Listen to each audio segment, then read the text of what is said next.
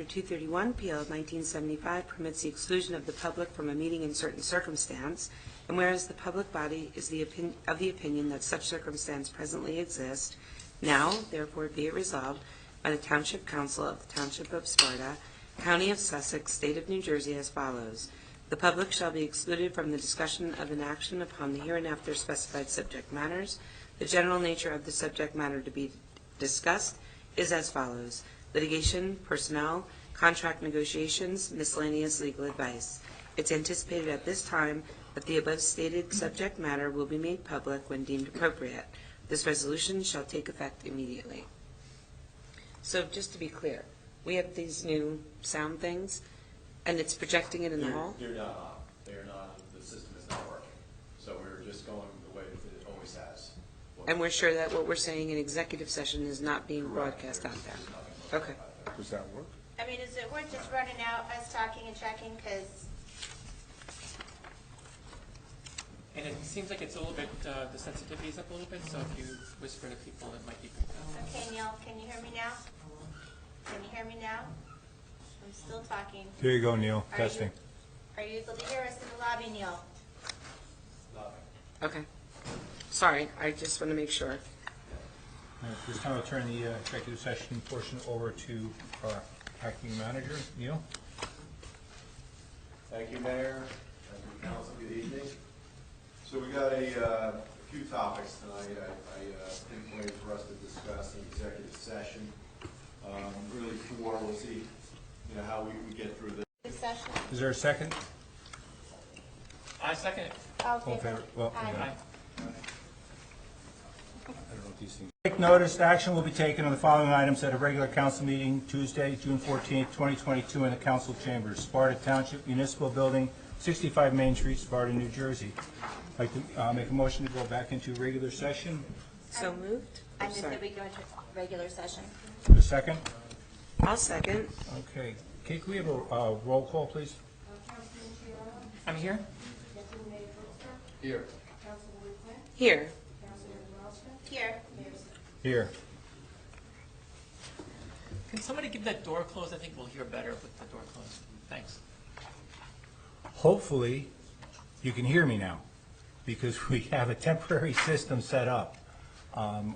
We had a lot of requests to increase our sound system here. Unfortunately, our sound system that's been ordered is 20 weeks back ordered, but they did give us a loaner system, so hopefully everybody can hear me.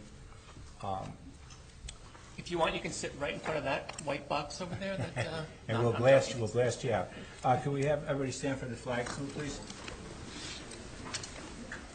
I pledge allegiance to the flag of the United States of America and to the republic for which it stands, one nation, under God, indivisible, with liberty and justice for all. Okay, we have a very busy agenda this evening. We do have 3 proclamations to go this evening. The first one I'm going to do is June is National Pride Month. And I have a proclamation for them. After I read the proclamation, I'm going to ask Kate Madison to step forward just to introduce, I believe it's the Norries is how you say it, who will be receiving the proclamation. I'll come down and hand the proclamation over. Office of the Mayor Proclamation Pride Month. Whereas the Township of Sparta is committed to supporting visibility, dignity, and equity for all people in the community. And whereas President William Clinton on June 2nd, 2000 declared June Gay and Lesbian Pride Month to commemorate the June 1969 Stonewall Uprising in Lower Manhattan, and on June 1st, 2009, President Barack Obama expanded the commemoration further by declaring June to be Lesbian, Gay, Bisexual, Transgender, and Queer Questioning Pride Month. And whereas June 28th, 2022 marks the 53rd anniversary of the Stonewall Uprising, which broke out following a police raid on the Stonewall Inn targeting LGBTQ patrons and other marginalized people in violation of their civil rights, leading to the birth of the gay rights movement. And whereas while society at large increasingly supports LGBTQ equality, it is essential to acknowledge that the need for education and awareness remains vital to end discrimination and prejudice. And whereas the struggle for dignity and equality for lesbian, gay, bisexual, transgender people is reflected in a tireless dedication of advocates and allies who strive to forgive, or to forge a more inclusive society. And whereas celebrating Pride Month influences awareness and provides support and advocacy for Sparta Township's LGBTQ community, and is an opportunity to act and engage in dialogue to strengthen alliance, build acceptance, and advance equal rights. Now therefore be it resolved that the Township Council of the Township of Sparta does hereby proclaim the month of June 2022 Lesbian, Gay, Bisexual, Transgender, and Queer Questioning Pride Month, and encourages all community residents to reflect on ways we all can live and work together with a commitment to mutual respect and understanding. Signed, David Smith, Mayor. We're going to hold, after all three proclamations, we'll do a 5-minute break to do some photos. Kate, would you just introduce the lawyers, please?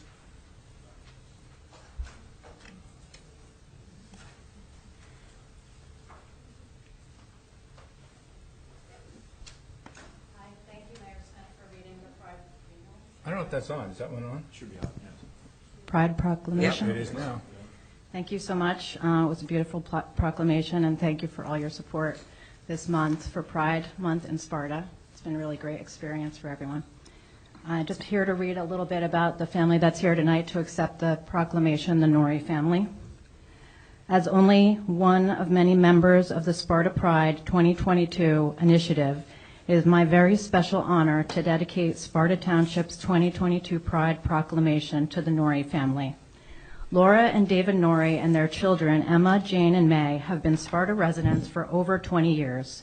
Today, we honor them for their contributions to the LGBTQ+ community of Sparta Township through their willingness to share an honest look into their family's personal story in the docuseries Always Jane, which premiered in 2021. I've come to believe that the major commonality we share as Spartans is a striking commitment to the well-being and quality of life of our children, whether they be our own, our friends, or simply the youth of Sparta in general. As Spartans, our kids always come first. David and Laura Norrie are just those amazing, typical Sparta parents who strive for the best for their children. They are raising a family that faces their personal challenges with unconditional love and total acceptance. Siblings Emma, Jane, and May are growing up with that kind of example from their parents, and the love they have for each other is a beautiful thing to see. With that, I'd like to thank the Norries for being here tonight and for agreeing to accept this proclamation. Thank you.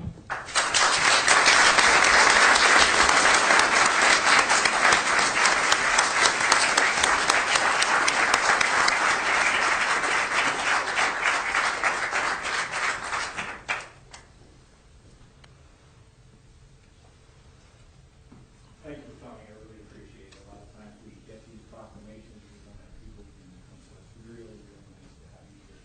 And I understand you got to see the building last night. It was all lit up. Yes, beautiful.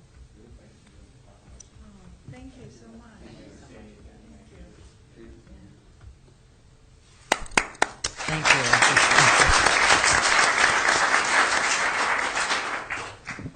Thank you. I just wanted to say thank you for this proclamation on behalf of the LGBT community of Sparta.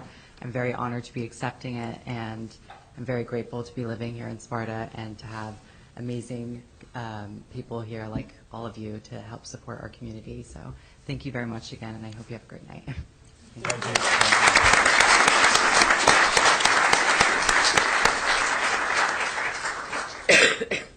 The second proclamation I would like to do is for a young man that has really excelled.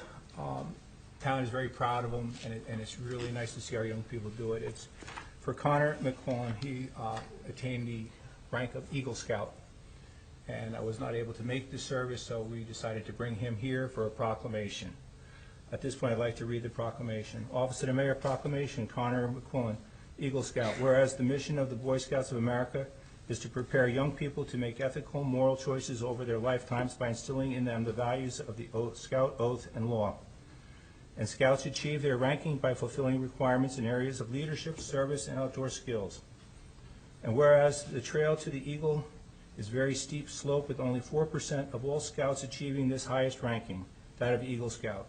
And this comes only after earning the 21 necessary badges, all of which must be completed by their 18th birthday.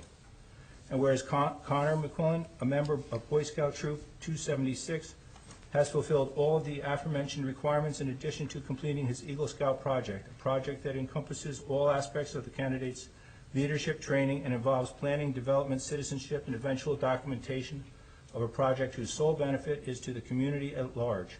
Connor's Eagle Scout project was making a Monarch Way station with an existing butterfly garden on the property of Northwest Christian School.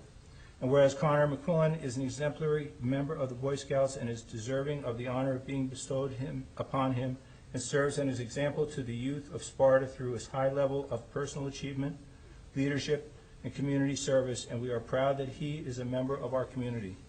Now therefore be it resolved that we, the Mayor and Council of the Township of Sparta, on behalf of all its residents, joins with the Boy Scout Troop 276 in recognizing this outstanding young man for his many accomplishments, specifically his receiving the prestigious rank of Eagle Scout in the Boy Scouts of America, and extend our sincere congratulations to him, his family, and those leaders and scouts that have guided him, with our best wishes for a bright, productive future. In witness herein, set my hand, David Smith, Mayor. I'd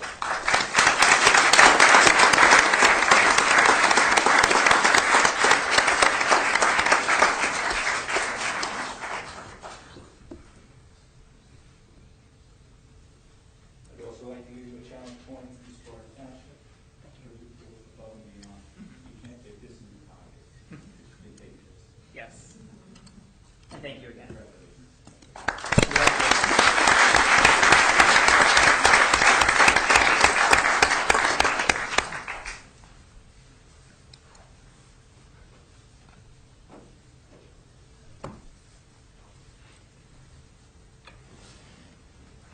And we have one more proclamation, which is just as important, and I see a lot of young faces out there, and I know they didn't come just for our meeting.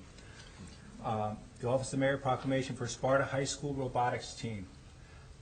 I guess that's the number 5247Z. Whereas robotics engineering seeks to increase student interest and involvement in science, technology, engineering, and mathematics. This is demonstrated by engaging students in hands-on, sustainable, and affordable curriculum-based robotics engineering programs internationally and across the USA. Sparta High School Robotics Engineering curriculum began at Sparta High School in 2010. In its inception, the class size was comprised of only 10 students. Much has changed since 2010, with student participation growing. The enrollment for the 21-22 school year has registered over 123 students. And whereas the Sparta Township Robotics Team 5249Z, led by dedicated coaches Mark Miola and Margaret and Cantalupo, is comprised of exemplary students Sarah, now you're going to have me do names, Sarah Abark-Fried, Nick Ventresca, Shaylin Murphy, Anthony Del Coro, Tanner Mell, and Hayden Budovsky. And whereas Sparta High School Team 5247Z recently competed with their robot Ringleader in the VEX World Championships, which is the largest robotics competition in the world. The Sparta High School Robotics Team was among the top 800 teams participating in this arduous 3-day competition. At the end of the competition, Sparta Robotics Team 5247Z garnished a unique standing by moving to the top 2% out of 20,000 high school and middle school teams worldwide. And whereas Sparta Robotics student design teams have been the recipients of numerous awards for mechanical design, coding, and innovation, these exceptional engineers with their superior design capability and steadfast teamwork exemplify the tenacity of what it truly takes to make a commitment to excellence. Now therefore be it resolved that the Township Council of the Township of Sparta does hereby extend congratulations to all the Sparta High School Robotics Team 5247Z on their incredible and well-deserved victories, and wishes them much success in all future endeavors. Does the robotics team want to come forward?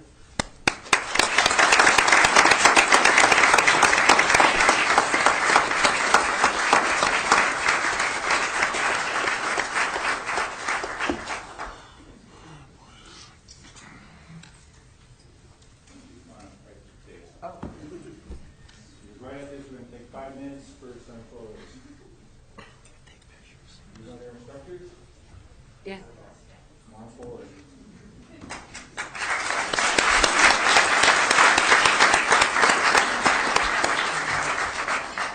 That's an awesome accomplishment, really.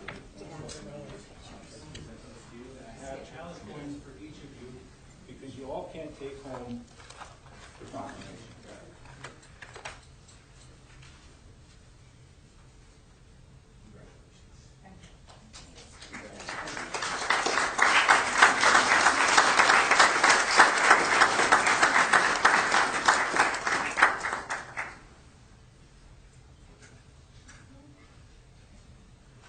You guys did a wonderful job.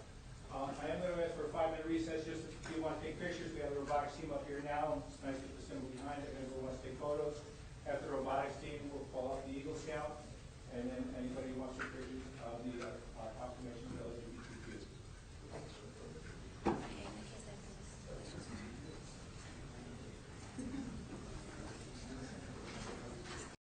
May I have a motion to accept the regular meeting minutes held on March 22, 2022 as presented? So moved. May I have a second? Second. All in favor? Aye. Opposed? Motion's carried. May I have a motion to accept the executive meeting minutes held on April 12, 2022 as presented? So moved. I'll second the motion.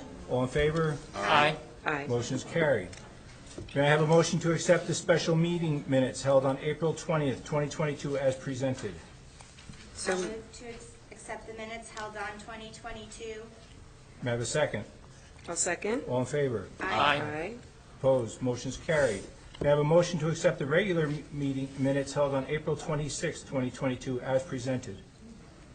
So moved. May I have a second? Second. All in favor? Aye. Motion's carried. May I have a motion to accept the executive meeting minutes held on May 10th, 2022 as presented? So moved. May I have a second? Second. All in favor? Aye. No. No? Opposed? Okay. Opposed. We have one opposed, Molly, Councilwoman Wildsmith. Motion's carried. All right, at this time, I am going to open it to the public for items not on the agenda. Because we have a large agenda, I am going to limit the entire open talk to 1 hour. When you come up to speak, please remain courteous. Go up to the microphone, state your name and address for the record. Is there anybody who would like to say anything that is not on the agenda?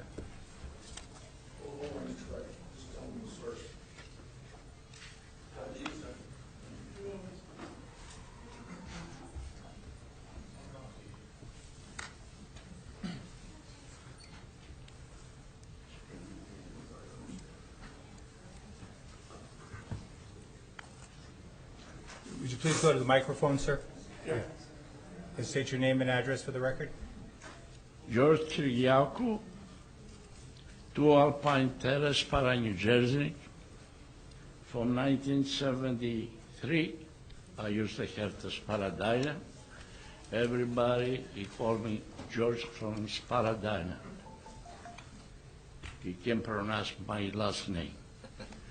Both my kids educate here. My license from that days, it says Sparta Township. You know, say country club. You understand me what I mean? I offered to the town all of my properties in the back. I have them from the George Hughes III. I put them here. Engineer, he was Ian. He threw him out the country club. I offered the township, except my house. I live in there, like I said, from 1975. Get the necessary papers. I'm gonna sign everything in the town, because these people, you get against my family, against everybody. Please advertise the Sparta people. If you're asking for money, more, I pay $10,000. Now, you send me letter and letter, 13,000, almost 14,000. My address is the same thing. You understand me? I vote for you people. I offer just the security in my family from these aggressive people. MNT, M&M, he moved from these people in Hackettstown. Now in the front, the town, is the properties up there. No, it's the town property. Understand me what I mean? You need me in a life. I want to be dead. I'm 85 years old. Please make the necessary papers and transfer you to township, no country club. Country club is in the water down there. Even before you going to Sparta in Greece, Bill Korsher, he married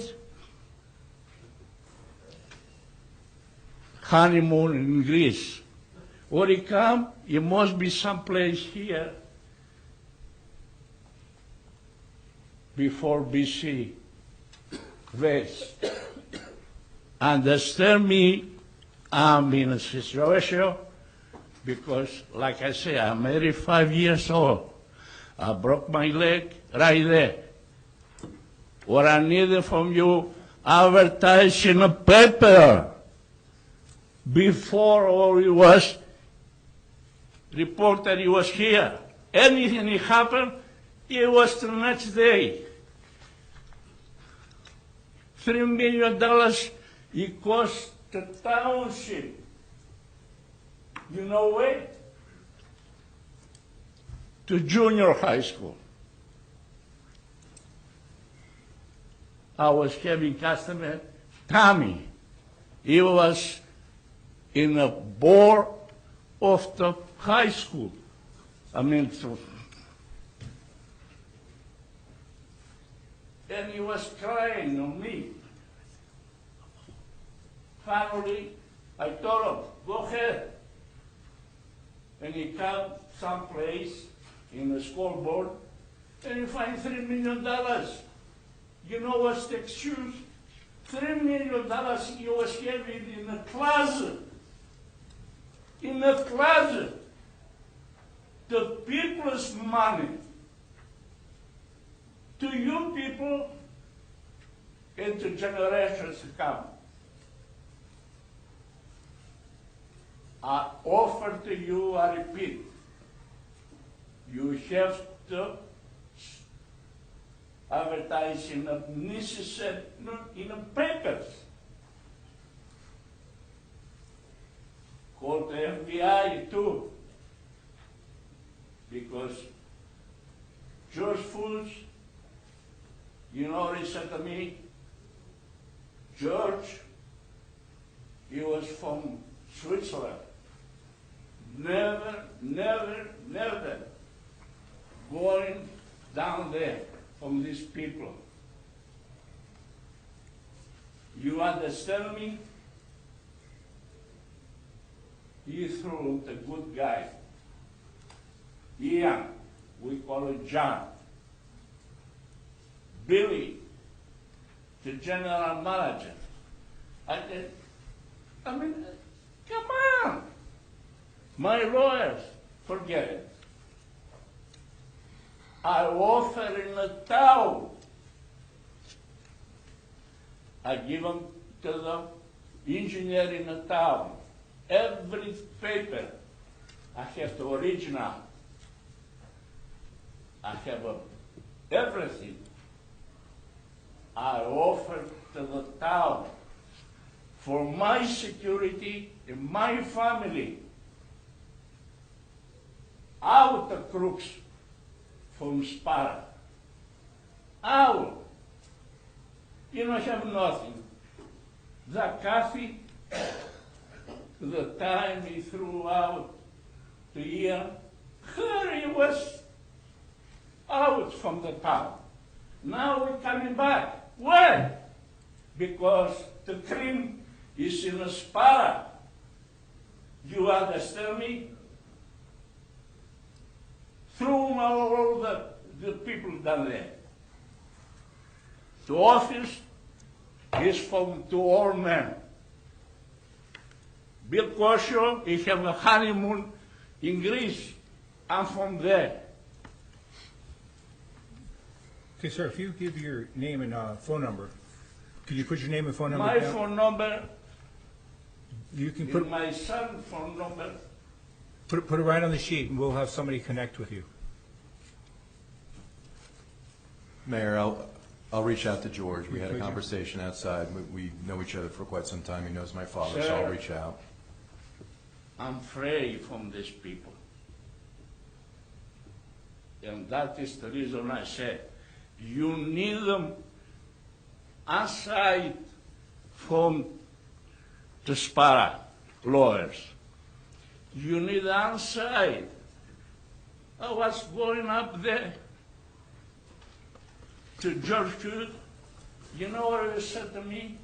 Get out, no going down there. If you see my son, is the property is all up there. All right, George, you'll reach out George, to I'm him going to now? reach out to you, and I will have a sit-down. We'll have a I discussion. put a sign, come on people, put it right in the top, Sparta Park. You understand me, Sparta Park? No anything. Thank you. Thank you, George. Thank you, George. I'm George. Have a good day. I mean, good night. Thank you. Jimmy, nice to see you.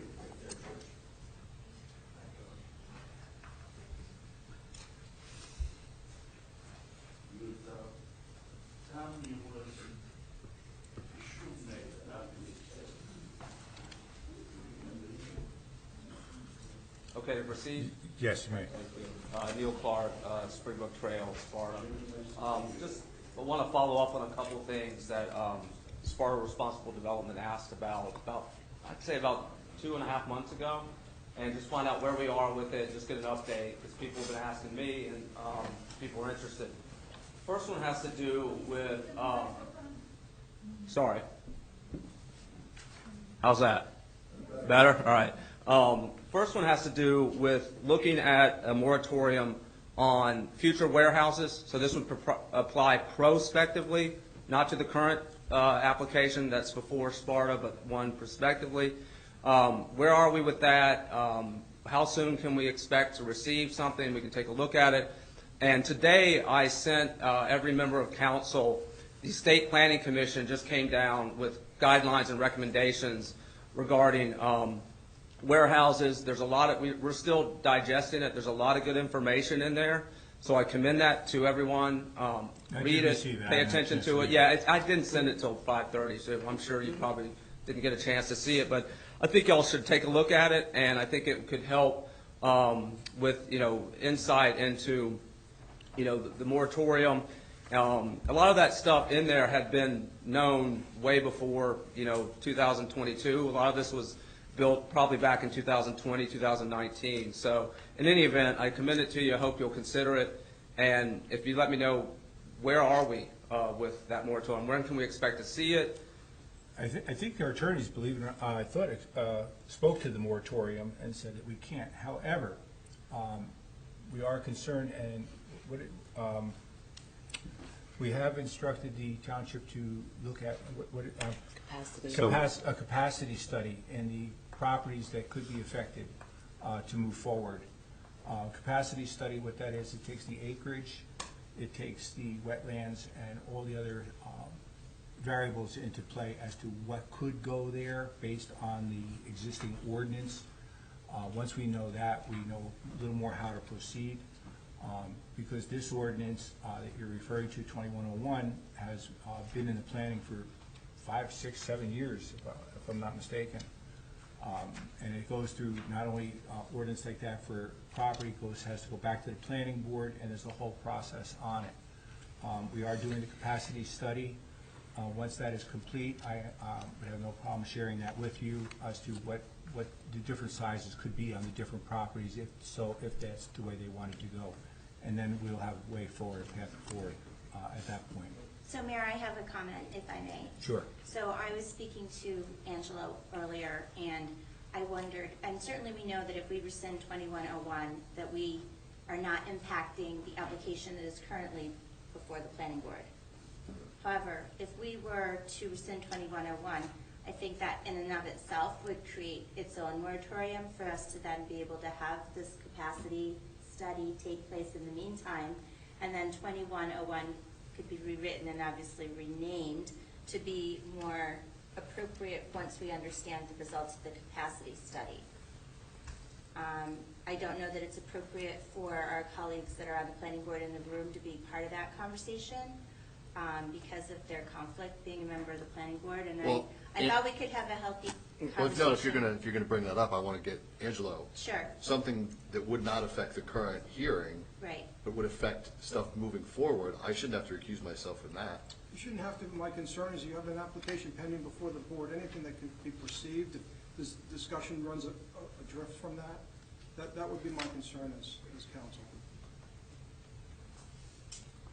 So let's just fact check what I'm trying to ask.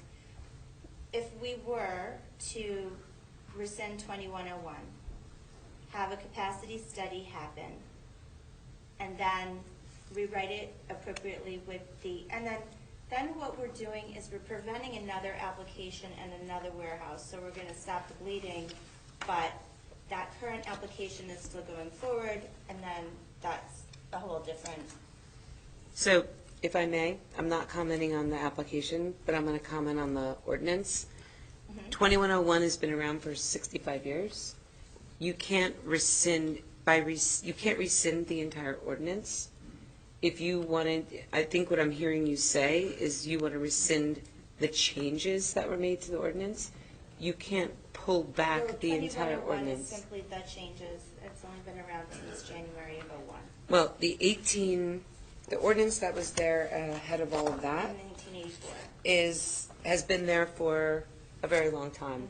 So we need to understand, I think I want legal counsel to weigh in on this, because making changes to any of that out there has, and could have, if I understand correctly, grave effects on the existing warehouses that are there now. And I don't want to jeopardize the businesses that are there now. Yeah, we'd have to look at the ordinance overall, and quite frankly. I want to hear it from the lawyer. I want to hear it from the lawyer. Hold on, please. You need to be recognized. Angelo, what were you saying? Yeah, I was saying that we'd have to look at it overall, not just, having a discussion. We have to look at the ordinance and what you would be proposing to change before we could weigh in on drafting something to address the concern. So I feel like one person of a 5-person council, my views are not shared necessarily by other council members, but I'm certainly trying to understand and listen to what the residents of Sparta are trying to convey right now. I think it's very important that we explain in detail what we're trying to do as a council to, prevent any more miscommunication or certainly another application of this scale. And I would like to be reassured of that. The ordinance also didn't, the functionality of the ordinance didn't result in this huge, a mega warehouse, a big warehouse. Because without that change, you're still dealing with something that could have been almost 700,000 square feet.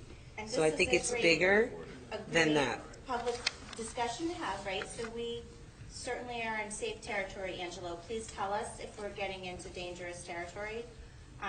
So prior I to gave you my guidance during closed session as to what you should Yeah, discuss. You have a pending application before the board. I'm not talking about Should not be My- getting application. too far afield I'm from sorry, I that. just want to clarify, make sure I understand what you said, which is before deciding whether to actually rescind the ordinance, put aside the legal niceties with that. You're going to do a capacity analysis to determine whether the zone can fit a warehouse, but you already have a warehouse So pending application, is that capacity analysis going to assume Future that- properties. It's the future Right. properties. Future There's properties there's if- 12 additional properties up there. Okay. If I may expound on that, and Angela, if you It can just help me seems out. that this capacity analysis probably would have been a better idea to do before you pass an ordinance for a particular property. But putting that aside, I'm sorry, go ahead. So moving forward, I believe, and please correct me if I'm wrong, if we do a capacity study, that means that, and I'm going to speak in generalities, if the ordinance allows for a certain volume of warehouses in that zone, and let's say the volume is, I don't know, pick a number, 2 million, and this number comes, and this warehouse comes out to 1 million, just to round things up, and so the capacity, the remaining capacity is 1 million, and for the other properties that could take advantage of the changes that the ordinance 2101 enabled. They would now be fighting, or fighting is the wrong word, have a smaller pie to contend with. And so that might yield some analysis to say, all right, so maybe in order to share the rest of that pie, you would have to make some restrictions to it in order to be equitable. Or maybe we say if it comes out to less than the million, then that's a different calculus. But I think that's what the capacity analysis would do. Did I frame it properly? I would defer to the professionals who are in the planning field. Angela, we can't hear you. Okay. So I would defer to the professionals who are in the planning field to comment on that. So maybe to frame the question differently, what would a capacity study yield? What's the end result of having a capacity study? Yeah, so just for the folks in the audience, my name is Bob Beneke, I'm a financial advisor and redevelopment consultant in New Jersey. The capacity study would take the block and lots, the parcels in the applicable zones, the ED, ED1, and the PD zone, and apply the ordinance, the permitted uses in the ordinance to those parcels, and determine based upon the bulk standards what could be built within the zone. And then if that's untenable or unreasonable to the governing body can change that by ordinance, and then they would have to transmit that ordinance to the planning board for their review, just as they did with ordinance 21-01, which was actually generated by the planning board. So the capacity study, in short, would provide a land yield analysis as to what could be built in those zones that allow for warehouse uses. I guess my question to Mr. Beneke would be, does that actually, when you say the word capacity, are you factoring in the intensity of the use? So for example, if you have an 880,000 square foot warehouse that requires a lot of trucks, that may exist the same space as a warehouse that's just full of servers that no trucks are going in and out. And so your capacity analysis, does it take in the intensity of the use? Yeah, The future? It's a good point, because data centers are infecting. It's a good point. The data centers are infecting the warehouse space, and we consider them more of an office use, and that's why you get into the issue is what the final tenant looks like. So in this particular case, in this ordinance, you have warehouse use, you have wholesale distribution as permitted uses. A data center typically, but not all the time, but typically a data center would be considered an office use depending upon the nature of that particular facility. It could also be considered a specific type of warehouse. So again, this particular application is for preliminary site plan approval. The final tenant hasn't been disclosed or selected or opted in, if you will. But the capacity analysis would take a look at all of that. And then, of course, the governing body and the planning board, especially the planning board, would weigh in on their land use opinions based upon what they know the town to be. So just so I'm clear, which is capacity means more than just will it fit in this spot? Right? Yeah, it does, sure. Okay. Yeah, it goes to utilities, it goes to infrastructure, it goes to electric service, it goes to the location to Route 15, to local feeder roads and the like. The capacity would also require some sort of traffic analysis, and as you know, probably know, permitted uses in New Jersey under the Dunkin' Donut decision, Supreme Court decision, once you have permitted use, traffic is no longer a reason for denial of a permitted use application. Oh, we know it so well, sir. Yeah, so the precursor to that, though, is the planning board would get to review the traffic impacts as a precursor to doing any new ordinance or perfecting any new ordinance. So. Okay, thank you. That clarifies it. And It's just I feel upset that, I think this should have been done 7 months ago before the ordinance was passed, and now there's not much we can do. As Mr. Beneke just said, off-site traffic is not a basis upon which you can deny a site plan application. And so we are where we are, and that leads me to what I wanted to bring up next, which was, how did we get here? I think I spoke to you 2 months ago and I asked, how did we get here? How did this happen? Did any of you know whether this ordinance was for a particular project? And each one of you said, no, I didn't. I didn't learn about it until I heard about it on Facebook. I didn't know about it. And so I did what, I guess Ronald Reagan did this during the Cold War, trust but verify, right? How was I going to know that what you guys are telling me was true? Okay, well, one way to find that out is go back and you look at the minutes. All right, you look at the minutes where your professionals explain to you what's the purpose for the ordinance. So I went back, the plant, there's like 3 in, there's one in July 2020, September 2020, November 2020, February 2021. And none of that, is there any disclosure that this is for the diamond chip site application, which they have told you this ordinance was for? No, at no point, not even the word warehouse, I don't know if it even is in there. And so, no wonder you didn't know. You weren't told, right? You weren't told that. And then I think, well, all right, would it have made a difference? What if you were told? Would it have made a difference? I think we have the answer to that. I think Molly Wildsmith answered that. What'd she say? I wouldn't have voted for this. Had you told me? I wouldn't have. So what does that mean? That means it was material. It would have affected the outcome of the decision. Now, whether she could have brought on board some other folks, I don't know. That's, maybe we'll never know. Or you could tell us. But it was material. Now, then I said, okay, then it would have affected the outcome. Did someone have a duty to actually disclose that information if they knew? Right? Did they have a duty? And so I remember, I'm a lawyer, so I got a duty a lot of the times to inform my client of everything they would need to know to make a reasonable decision. In fact, it's in Rules of Professional Conduct 1.2, and I'll read it to you. A lawyer shall explain a matter to the extent reasonably necessary to permit the client to make informed decisions regarding the representation. What Councilwoman Wildsmith has told you is, I didn't have enough information to make an informed decision. That's what she's saying. So I know if she's asking to move for a motion to rescind the ordinance and then have it applied retrospectively, meaning it would apply to Diamond Chip, people were freaking out thinking, oh my goodness, we're going to invite a lawsuit from the developer. Molly, how could you do that to us? It's not Molly who did that. It's the professionals who did it. They set you in this situation. They had a duty to disclose that information. They did not, and that's why you were here. And you hope you will find out how you got here and then implement procedures so it doesn't happen again. So perhaps, Chief Spitaletto does a great job of saying what's going on in the town. Perhaps we need that with our professionals. Every week, hey, have you got any interest from developers? What is it? What's the project? What would it entail? Do we need to do a capacity analysis? Those type of things. So if we can't fix this, maybe we can learn from it. And we don't have another warehouse.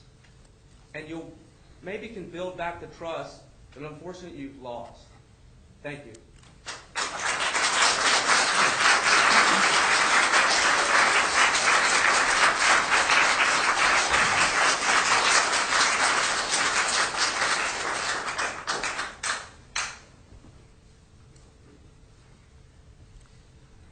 Can you please state your name and address for the record, please? Yeah, sure. Jack Wright, W-R-I-G-H-T. I live at number 4 Maple Parkway, Sparta, New Jersey. Am I okay to proceed? Yes, sir. Yes. Cool. So the reason that I've come to the meeting today to ask you some questions is that I've been asking all 5 council members to engage with me for the last 2 weeks. By emails and phone calls. I actually walked into the offices of the town lawyer. He refused to see me. And what I'm trying to get is some answers. about the diamond ship proposal. And so I'm going to ask you those questions now, here in that forum, because you seem unwilling to engage with me in the normal way that you would engage with one of your constituents. I don't think we need to get into the question of whether or not these ordinance changes were made to in a specifically tailored manner, because there's plenty of legal evidence on the record to show that they were. So the question you guys are going to have to answer is simply whether or not you should have been smart enough to know or not. And that's not something that I'm going to try and weigh in on. But what I am going to ask you is some very specific questions. So I'd like to ask every member of the council if they've ever visited or are aware of a website called SpartaWarehouseProject.com. And you can answer one by one. For myself, I'm not aware of that, nor have I visited it. Thanks, Dan. Actually, let me back up. I'm aware that there was a website that had information about it. The actual name of the website, I don't know, and I've never visited it. Cool, thank you. Josh? No, I've not been on it. You're aware of it? No. Never heard of it? No, you've never heard of it? Nope. Okay. Is this a Facebook? What is this? The URL is SpartaWarehouseProject.com. I don't think I've ever been there. You don't think you've ever been there? I don't think I've ever been. I've Okay. seen things on Facebook. Okay, well, let me tell you about it. So, I- this is a... Oh, Aren't you going to ask her? So, well, of course, sorry. Interesting. Yeah. Why aren't you asking all of us? Yeah, no, sorry. I should have interrupted. My bad. Please go ahead. Yeah, somebody made me aware of it yesterday, so I did visit it yesterday, Sorry, Molly. and I read it. Okay, so that's Because- fine. Yeah, I Yeah, because you were showing it yesterday. Okay, so this is a website which has been put up to purport the merit of this project and why it should go ahead. And the tagline of the website is "The Truth About the Sparta Warehouse Development." Good language, right? What it doesn't have is any reference to any person or commercial entity at all. Now, what I did yesterday was I ran something called a DNS server inquiry search, which is a thing that we use in journalism to find out who owns a website and who's been putting that information onto the internet. And the person who made this website has deliberately obfuscated their identity by using a third-party company, whose name I've got here, but I won't state it yet because I'm not right to the bottom of it. What's the name? So there's been a deliberate effort to hide who wrote what's in this website. Now I'm going to read you some of the things that it says. Can you state again what's the name of the website? What's the name of the website? SpartaWarehouseProject.com. Thank you. So the way that the website's set out is it goes... Am I to get like some virus if I click on whatever? Well, very possibly if who I think put it up there did put it up there. But no, so look, what this website is trying to do is lobby the community, and it's misinforming the community.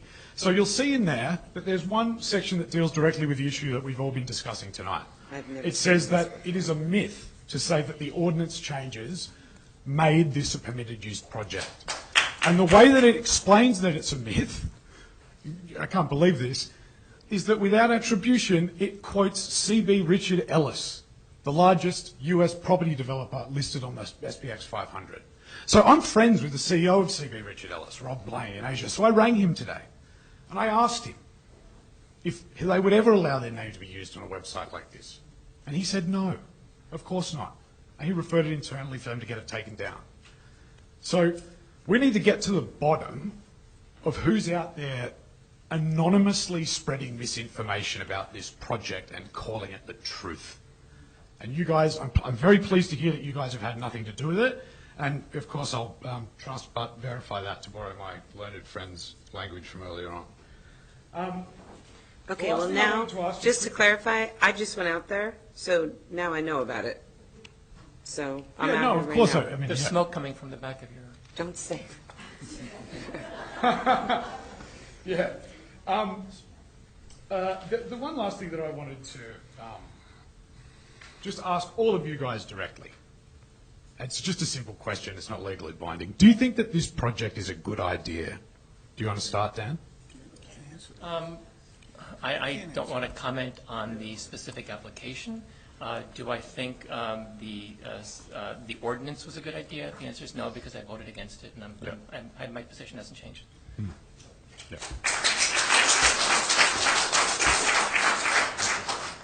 Yeah, there's a pending application before the planning board and suggest that you not respond to the question. There's a reason we haven't responded to you and haven't answered your questions. You've answered every question I've asked you up to that one, Josh. That was one. That was one question you asked. Well, you just said you hadn't answered my questions. I'm just letting you know that you No, did. you started by saying you've been emailing and calling and nobody will talk to you. This is why. Well, As the Councilmember attorney just Quinn's said. been emailing me back and forth, asking me to send my questions in writing and then not responding. So how do you reconcile that? I can reconcile it for you. No, he just told me that no Did council she answer members your allowed. questions? I'm asking you, Josh. No. I already Clearly, said I the can't. council members are allowed to engage with me about this because they've been doing so. You're the one that hasn't. Sure. What were you saying, Christine? I can't answer the questions the way you sent them to me. Why not? I cannot, because a lot of them pertain to things that are associated with the application, and I'm on the planning board. Why didn't you say that in your email when you replied to me? I'm going to send, what I was going to You've do. already replied 3 I'm times. sorry, this is exactly why, and then you propagated yourself as that you are an employee of Tap Into Sparta, and I didn't reply to you. You wrote to me in an email and said, I wrote back to a constituent who said to me, you need to reply to Tap Into. My response was, I've never been asked by Tap Into for a statement. You emailed me. I'll explain to you how it and works. said Tap that's Into- not true. Tap And then Into- I asked you, are you working for them? And I Because- said no. Yes. So let me explain. I'll explain. Yes. It's pretty simple. Tap Into is a company, and people work for the company, Right. right? And there are people that write in newspapers that aren't employed by that newspaper. So I answered your question. I didn't. Okay. We rely on you to do, I'm a Sparta resident, Uh-huh. Eisenberg, 128, Sparta Brook Farm. We rely on you to do what's best for Sparta. So I think it's a... You're darn right. Yeah, we have. All right, come on, let him speak. A balanced question. We rely on you to do what's best for Sparta. So I think it's a fair question, why the warehouse is best. This particular warehouse is best for Sparta. Kicking the ball back and forth, the planning board, the zoning, you guys are the council. You were duly elected, we rely on you. And it'd be nice to have an answer. Why this warehouse, in particular, is good for Sparta. And if it's not, perhaps we should try and stop it. I mean, if I proposed on my land to build an atom bomb plant, you say no. So I'm just wondering, individually, I was going to ask the same question. Yeah, well, no, hold on, dude. Thank you. Why is it, sorry. No, you're right.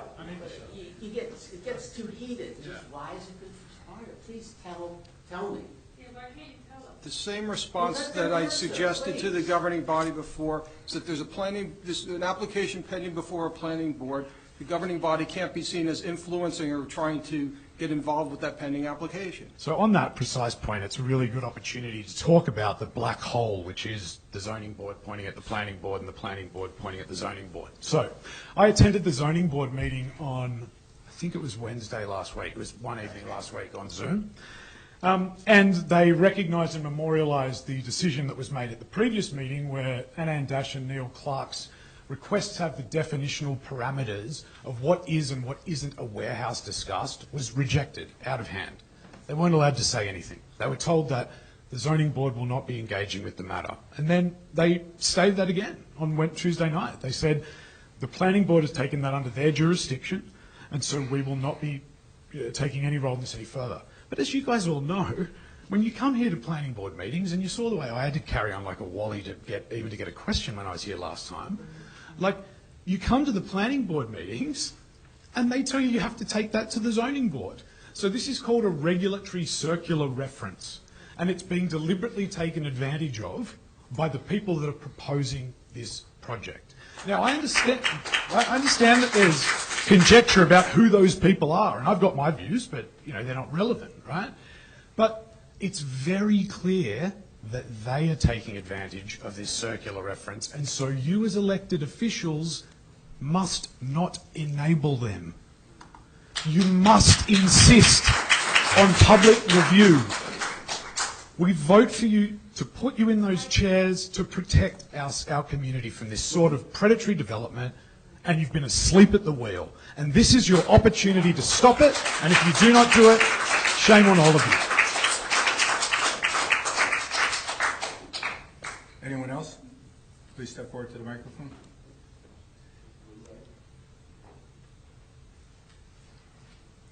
James Castamore, 2 Bell Street in Sparta. I'm going to try to be polite and nice. This application is currently in front of the planning board. And I hear this gentleman bannering away about, I want to question you, and question you, and question you. Legally, they cannot say anything. All you're trying to do is to open up a lawsuit. This ordinance was written in the late 1980s. The only change to this ordinance was a height change. And impervious coverage, Okay, too. so let me finish. Please. Calm down. Calm down. Are you Let him just going to finish. be rude and talk? Yes, ma'am, I am. 2 Bell Street. In case you're wondering, I'm the guy that moved the house down from town. All right, all right. Discuss. So, the part I don't understand is to allow the planning board to do their job. Yes, Mr. Clark, you can go and ask all your questions, and I think the planning board is the place for this. The town council cannot say anything. Please, quiet, we have a speaker. The planning board has not yet heard all the testimony. And until they get through all the testimony, then it becomes open to the public. And I've been to the hearings, you've seen me there. It is you're right, it is a permitted use project that requires no ordinances. It doesn't require to widen the road. It Jack, please be quiet. We have a speaker at the It doesn't microphone. require anyone to move the lot line from 50 feet, because what about my neighbor? Sorry, that's the ordinance. You know, and you folks have to understand, these are the ordinances. And let the planning board do their thing. I'm sorry. But coming in. Please. Okay, let's change it backwards. Hold on, let's change it. Hold on, we have a speaker, please. Hold If we're on, not, let's I'm change going to it close backwards. this open session if we can. Let's change it backwards, Mayor. 40% impervious coverage, 36 feet high. They can now build a building 770,000 square feet. They own 30 acres of land over there. When this ordinance was put in, I was the test case across the street. I know the ordinance forwards and backwards, the old ordinance. You go look at my building, she's 36 feet high. Matter of fact, she's 35'11". That's the ordinance. So folks, let them do their job. Let the planning board proceed. I know you don't like it, but it is what it is. We are the people. We are the You are the people. You are the people, but you all had your opportunity many years. Yeah, you did. Come on. What? Nobody was transparent. Really? What? Well, I'm gonna go. let's see when the ordinance. Every meeting. Wasn't transparent. Hold on. Nobody was When the ordinance. That's enough. I ain't got What? 5 cents, and I don't like your accusation. Do you actually not understand? Or? Jack, would you please? Jack, I do understand. Enough. I No, understand enough. fully. Enough. Let's go backwards to the old ordinance, 770,000 square feet. You know, let the planning board do the thing, is all I'm trying to say. You know, stop bannering the poor town council. You're saying, oh, they made the change. They didn't make the change. That change came from the planning board first to the town council. That ordinance was written by the planning board. So that's all I got to say. Thank you. Thank you.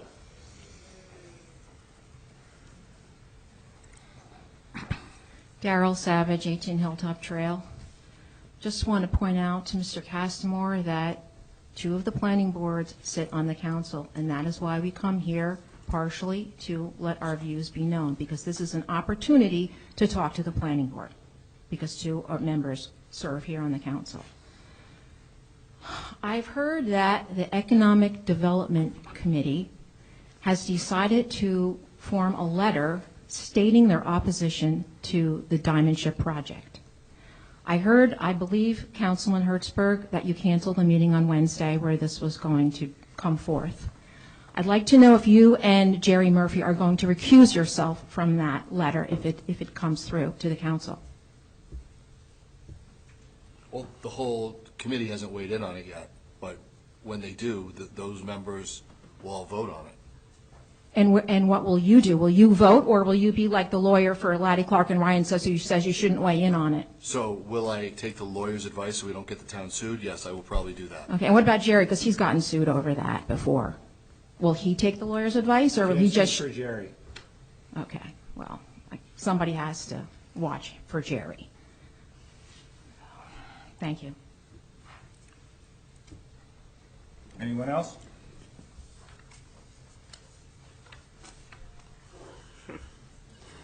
Hi, good evening.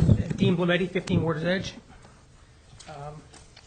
Before I get into my question, I just want to make sure, the gentleman that spoke before, I'm not 100% sure, but I think the ordinance change, if it didn't happen, the height would have been lowered for the maximum. And also, 36 feet was the old ordinance. yeah, so I believe that this new ordinance, it was for rail-dependent uses. 56 feet. Yeah, and I thought I heard from Mr. Ford, the developer, or someone on the applicant's team, stating that they need that height to handle the trains and the rail transfers, so that if it was a lower height, I'm assuming it probably could not be a rail-dependent use. So I think that might change the formula a little bit. Yeah. I can expound that a little bit. The height was specifically raised to accommodate stacking of containers. Yeah. So without that, So probably- the corollary is probably true, you couldn't stack containers. Couldn't be a rail-dependent use, okay. So my question is, there's a little theme here, is that we don't have good access to the planning board. And I noticed the planning board meeting for tomorrow night has an open public segment on there, but it clearly states that no questions can be asked regarding any applications to the planning board. So I'm going to mention this tonight just because I know we have a few people here on the planning board and a few that have received a letter from the Environmental Commission. Just so you know, the two council people that are on the planning board cannot speak to planning board issues while we're at council. Sure, I understand. But they can hear, I guess, so. No, I didn't mean that sarcastic. I just need to verbalize this because time is of the essence here. There's open public for the applications that are scheduled for tomorrow night, not for the warehouse, because that next phase in the hearing is July 6th. Yep. But there is open public for the applications relating to the applications that are on the agenda for tomorrow night. Yes, yep, I understand that, yeah. So this issue, I can't get out there until the next plan. Let me just say what I'm going to say. So my question is that the Environmental Commission sent a request to the planning board on May 26th. It's public. It was in our meeting. There was people there during the public session.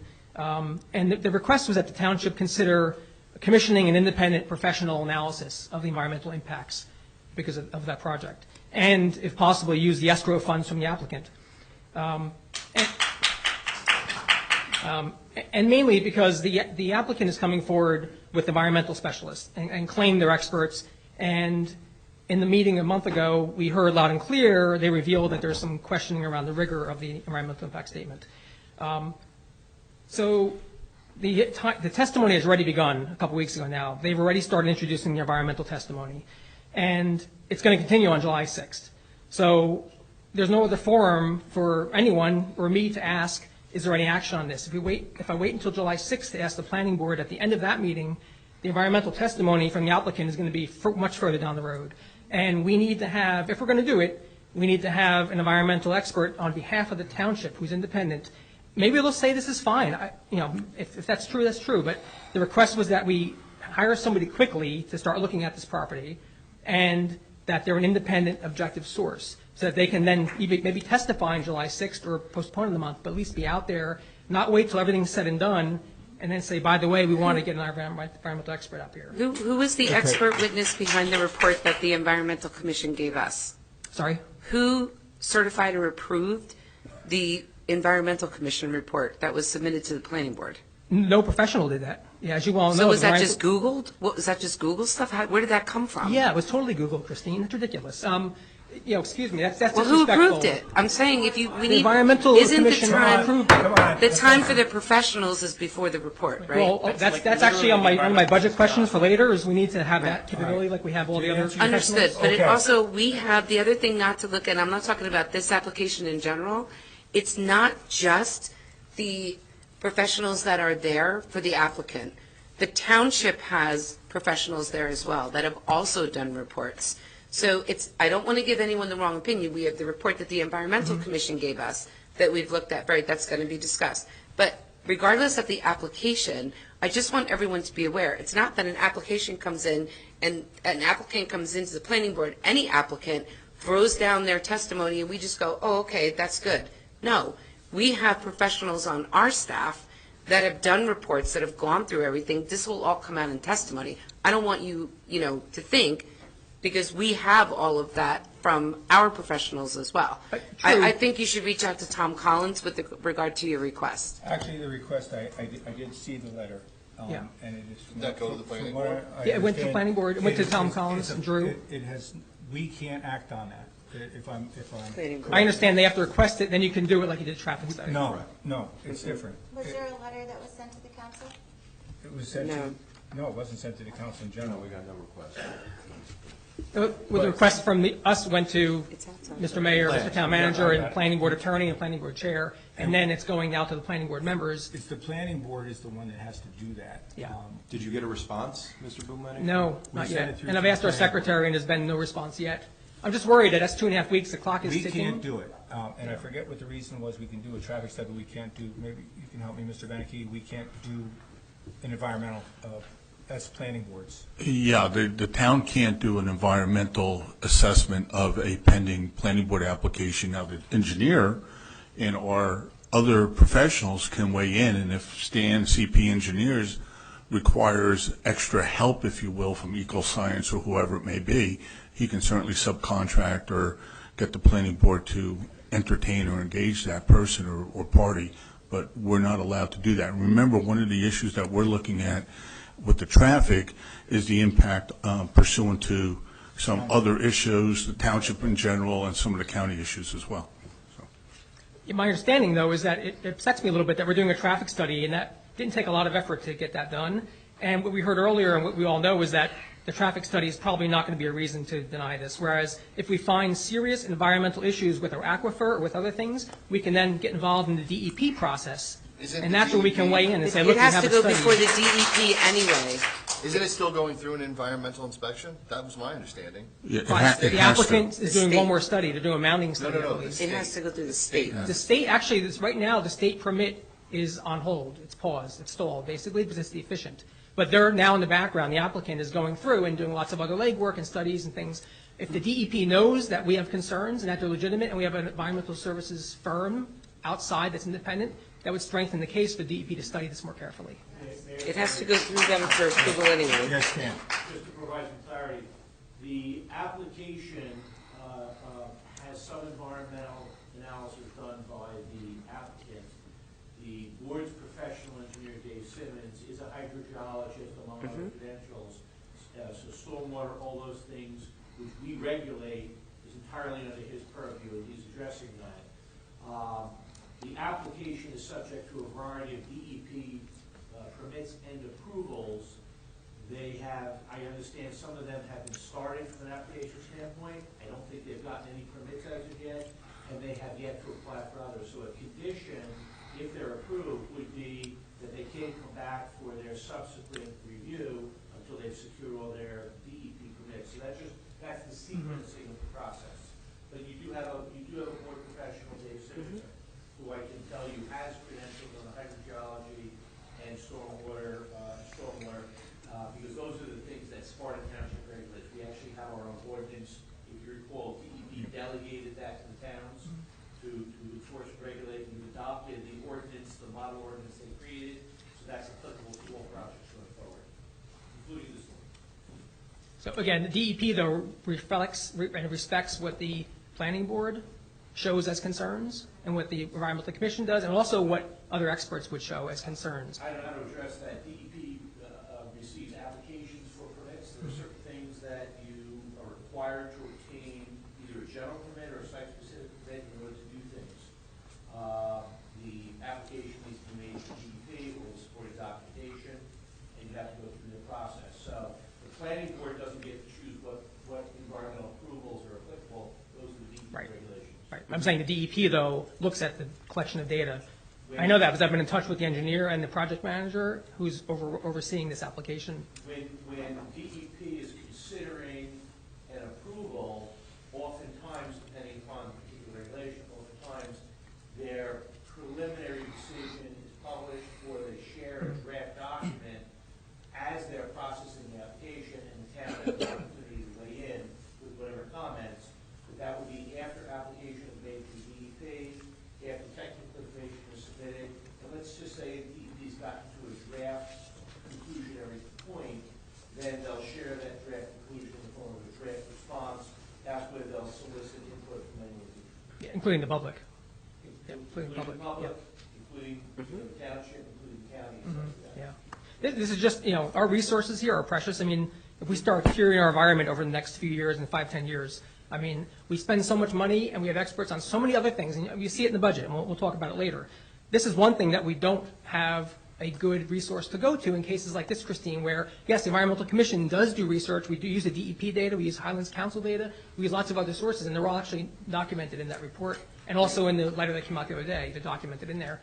But we don't have initials after our names. Right now, we don't have anybody on staff that does. I know you had someone on the board, I believe, that just left. So that's a void, in my opinion, and I'm not talking about any application right now. I'm talking about a process. So I think that's worth a conversation. We talked Not, about you know, and we've been having this, and because now it's void, because recently the member on the Environmental Commission that sort of had these credentials isn't there. Right. So we'll discuss that. I think that's a valid concern. I don't think you need someone full-time for that. No. But, you know, that's something that is a valid discussion point. Okay, so just for the record, though, so you know that we do our research, and we put a lot of time and sources into those reports, so. Okay, I just wanted to get it out there and make sure people are thinking about this, because clock's ticking. If we wait until the end, it's going to be harder to go back and It say, was passed through to no, we the want to do planning, this. and they've been made aware of it. Okay, thank you. To Tom?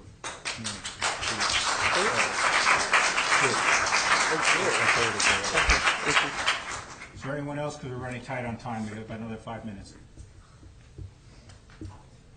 Yeah, I'll be quick. Sally Larson, 56 Mountain Spring Drive, Sparta. I have a question about the traffic study. I live right off of West Mountain near the high school, and I would like this traffic study to include West Mountain. I think the traffic, I know I'm doing it myself now, 15 is busy. I go across Houses Corner and down West Mountain. I think a lot of people are going to start doing that, and I'm worried about the high school. I'm worried about the high school. There was a sign in the middle of the road that said pedestrians. It got all bashed up. They've moved it. They put in some blinking lights. Nobody pushes the button. People are just going back and forth. If we have a lot of traffic there, I'm just worried. So I would like the traffic report to include West Mountain and also White Lake for the same reason. Goes right by the technical school. Okay? Do we know what streets the traffic study? I don't know what the scope is. So if you could send, Send an email?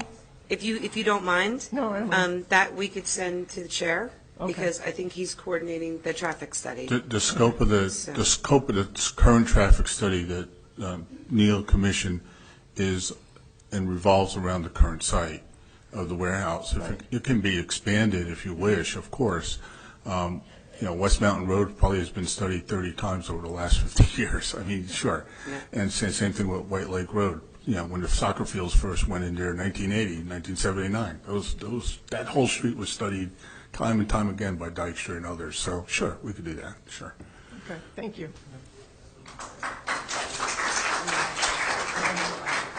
Good evening, Mike Devine, Oak Parkway, Sparta. I'm trying to think through to the end of how this is all going to turn out, and I may seem like I'm asking you questions. Please consider them rhetorical, because I understand the constraints you have legally binding. You can't talk about this, that. This is this jurisdiction, that jurisdiction. Try to put that all aside for a minute. Maybe let me talk to you as fellow citizens and not necessarily council members. I'm pretty sure you've seen a lot of the conversation about the devastation that people honestly believe this project is going to bring to the town. I think that devastation, if you accept it, could be irreversible, could have extraordinarily negative impacts to this town, long past the time you're on council, long past the time any of us may still live here. So it looks to me like we're on a track, and there's no way to get off that track. We can't stop the train. The planning board has accepted that it's a permitted use. We never really got satisfaction as the definition of a warehouse. Okay, so it's a permitted use. I don't know anything that can enable them to deny the application. We're talking about environmental. Every time I've seen environmental issue in my experience, it's either conditioned approval or they work around or they do something and they get their permits, and I suspect that would happen. In this case, I don't see anything that can stop the planning board from approving it. Evidently, you don't feel that you can do anything, at least at this time. I don't see what you could possibly do after the planning board approves it. So we keep talking about, well, let's take all the testimony and then don't bring it to the public, what can happen at that point? So my only point to you is, think to yourself, if you knew this was going to happen, this warehouse, if you knew it was going to happen, would you really want it for Sparta? Do you really think that's good for us? If I were on the council, frankly, I'd be working hard to figure out a way to stop it.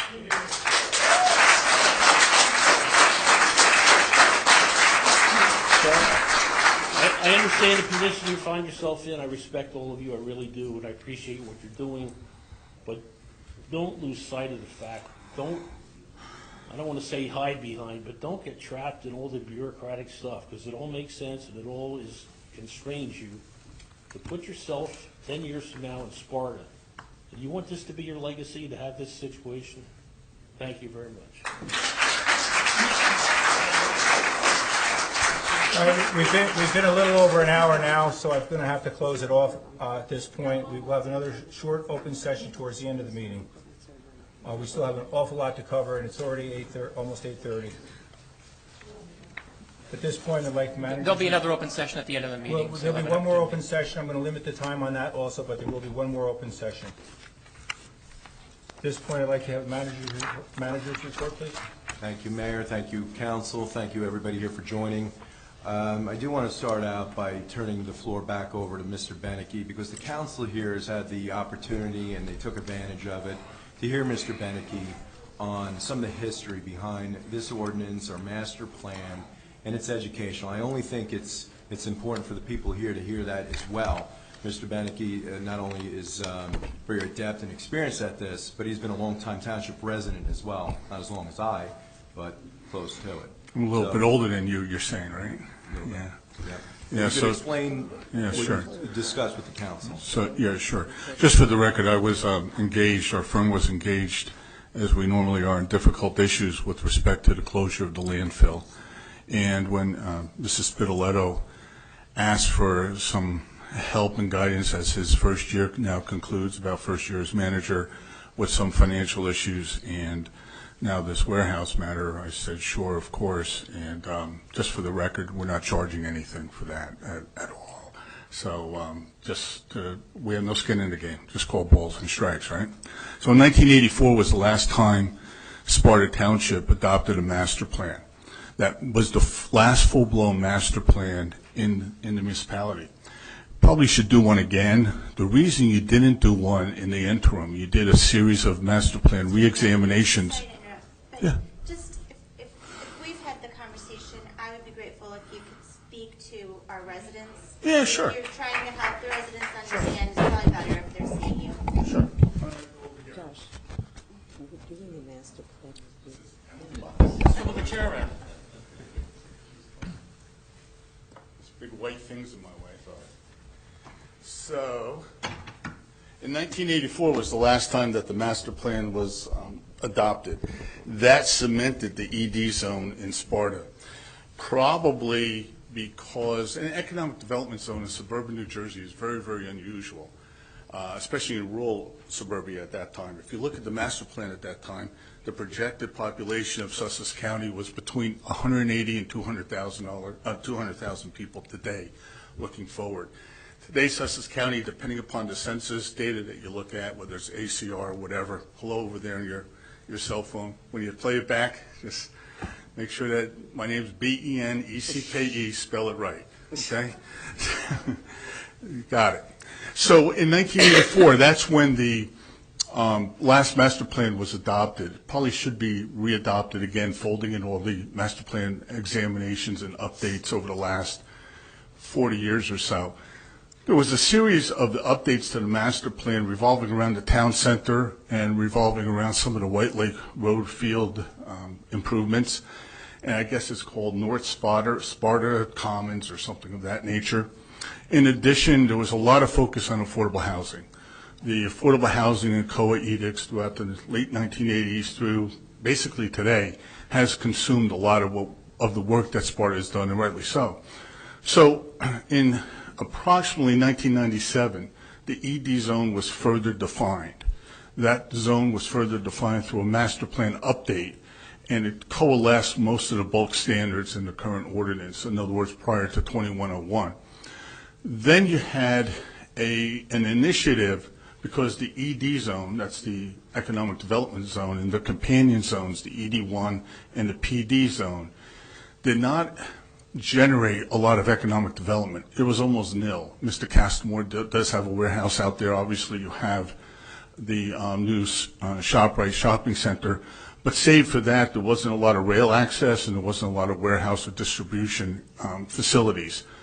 So in 2019, Harbor Consulting did a master plan reexamination. The master plan reexamination suggested to the planning board, or recommended to the planning board, that they increase the density or do something to encourage development on this site. In December of 1999, that draft report was delivered to the planning board, and in January 2020, that master plan was adopted by the planning board at hearing. Over the next 6 months, as we tangled with COVID, the planning board then created an ordinance and held, as Mr. Clark pointed out, 3 hearings on that ordinance. And those 3 hearings resulted in the ordinance. Now, the premise by some is that, well, the council didn't know what was going on. And I guess that's a fair enough premise, except for one fact, and that fact is that the premise is that the planning board knew exactly what was going on. They delivered an ordinance to the township, and they knew, based upon the pre-existing zoning, that some 700,000 square feet, plus or minus, could be actually built on that property, but 36 feet high. Not 880,000 square feet, and not 52 feet high or 56 feet high or whatever it may be, but certainly 36 feet high. The height provides rail access, as Councilman pointed out, for pods and for other types of devices to be stored, offloaded and unloaded onto rail and onto trucks. So that 368,000 square foot facility will accomplish that at 52 square feet, or I'm sorry, 52 feet high. The other warehouse, the 500,000 square feet, is a companion to that, and it simply is there because it's allowed under the land use. What the capacity analysis that we've been talking about will do is we'll take the remaining properties and see what the before and after effect of the ordinance is and what should be placed into those properties based upon the policy discussions of the council and referral back to the planning board if necessary. So that's the course of action going forward.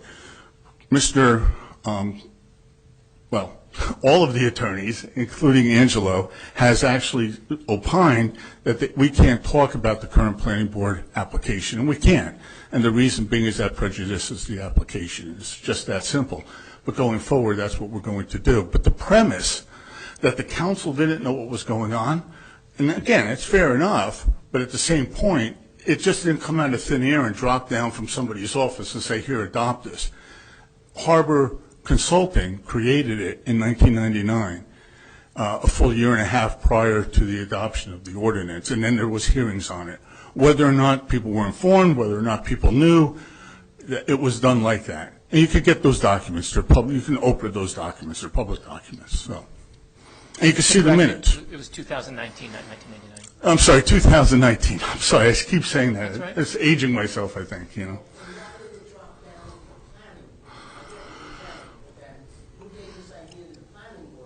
Harbor Consulting. Harbor Consulting. They are the planning board planners, and they are responsible for these master plan updates and reexaminations over time. So in 1984, another firm did the full-blown master plan, as I call it, and then over time, Dave Trost and others did master plan updates and reexaminations. So they decided, I guess, they wanted more development and something bigger and more... No. Not necessarily, because they wanted to utilize the zone. That's at least the premise. The premise was that the zone was, my word, fallow. They didn't use that word, my word, fallow. So let's do something to make it not fallow, to make it more productive and with greater utilization. They decided the movement of warehouses, et cetera, in the past 10, 20 years, and then Right. online shopping, et cetera, Costco down there, that, hey, no one's going to put in a smaller warehouse. If we make this change, then someone will come along to put in a much bigger one. I'm not so sure. And then we'll get the bingo. I'm not so sure. I'm not so sure about that. I think the most important aspect of it was the height for the rail, And then because you had this one large site, the remaining 500,000 square feet or whatever the exact number is came along as a companion piece to that rail warehouse. I think that's the way it unfolded. If you read the documents, that's the way it seems to line up. Whether or not there was an application or a notion in somebody's head that we should sell this for X dollars and do this with X property, there's no way I can know or anybody can know and get into anyone's head. But at the same time, this didn't come out of thin air and come down and drop down in a premise to give to the council to quick adopt in 20 days in February 2021. It didn't happen that way. Yeah. All right, well, Susie, we're doing the manager's report right now. Yeah, I'm done. No, We'll have another open session towards the end. Jesus Christ. Well, let me just address that for point, Mayor. I can't, again, get into anyone's head or know what the context is, but the context could just be, we have 13 properties or whatever it is, as Stan mentioned before, out in this area, and indeed we have a large zone, but not for this zoning change 2101, we wouldn't be here. Now, perhaps that's the context. I don't know, but perhaps that is. And certainly the ordinance did not mention 780,000 square foot size. 880,000? 880. No, it did not. No, no size was mentioned in the ordinance. That's an important point for us all to know. The relationship between the height and the intensity of the use, and I think that's what's probably missing from the. No, there's. Oh, you don't get the intensity of the use without increasing the height, and so when you're considering increasing the height, you also need to examine what the type of use is going to be if you increase the height. And I haven't heard anything in the minutes or anything else after that kind of examination. I haven't heard it from you. Yeah, they increased the impervious surface by 20%. The height is critical to the use, but the use has been a warehouse. So inarguably, you could have built a 700,000 square foot. Again, I don't know the exact number because we haven't looked at the site, but about 700,000 square feet of 36 height warehouse space you could have built as of right 5 years ago. I mean, that's assuming that what you're calling a warehouse, what they're actually calling a mobile logistics facility. Well, intermodal means you have rail, vehicle, and trucking. That's what you have. And you have to look at, we don't need to debate it, y'all have a lot to do. Yeah, fair enough. Look at the statutes and look at the frequency of the freight and all that. I'm thinking that. Previously, your hand was drawn by impervious and height. We didn't see anything.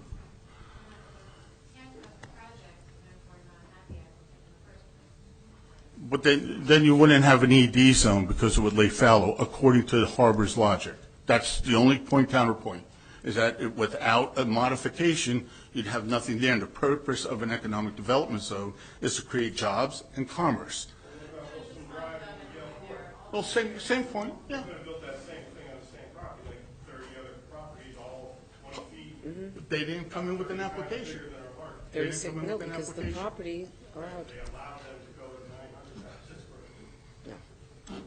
Mr. Benny? I'm sorry, I didn't hear, you think your field is redevelopment? Yes, sir, yes. Actually, financial advisory services. Over the last 5 years or so, is there any kind of awareness in the redevelopment community about the expanding presence of mega warehouses? What was the experience of the towns that had them? Well, you have to remember that most of the mega warehouses are up and down the turnpike and in certain exits. Suburban warehouses in Parsippany, Sparta, Mahwah is another very good example. It's a case-by-case basis, but sure, of course. So if a diligent planner or whatever was aware of the negative effect of these warehouses, would it be prudent to examine our ordinances to see if we will have to them? Well, you would have to ask our harbor for that, in that question, because they're the ones that made the recommendation, 2-3 years ago. But the short answer to your question is perhaps. But another answer to your question may be balancing against that. What's the purpose of an ED zone? It's economic development, because that's the purpose of the zone. Yeah, we're going to do a capacity analysis to see how much is actually built there.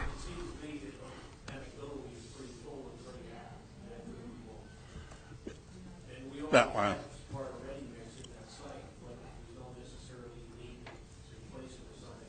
Well, that's not our call. That's the zoning call and the property owner's call. And keep in mind, you do have property rights here. I know we've glossed over on this, except for maybe Mr. Castmore, but there are property rights that do run with the zoning. So, yeah. Thank you, Mr. Beneke. I thought it was important to get a little bit of historical perspective, what you shared with the council. Appreciate that. So I'll get into my report, and I'm going to start with history. And today is Flag Day. It is done as a remembrance of the introduction of the country's first flag on June 14, 1777, as the official American flag by the Continental Congress. I'd like to thank our Sparta Elks Lodge this evening. They had a ceremony down on the boardwalk recognizing this day.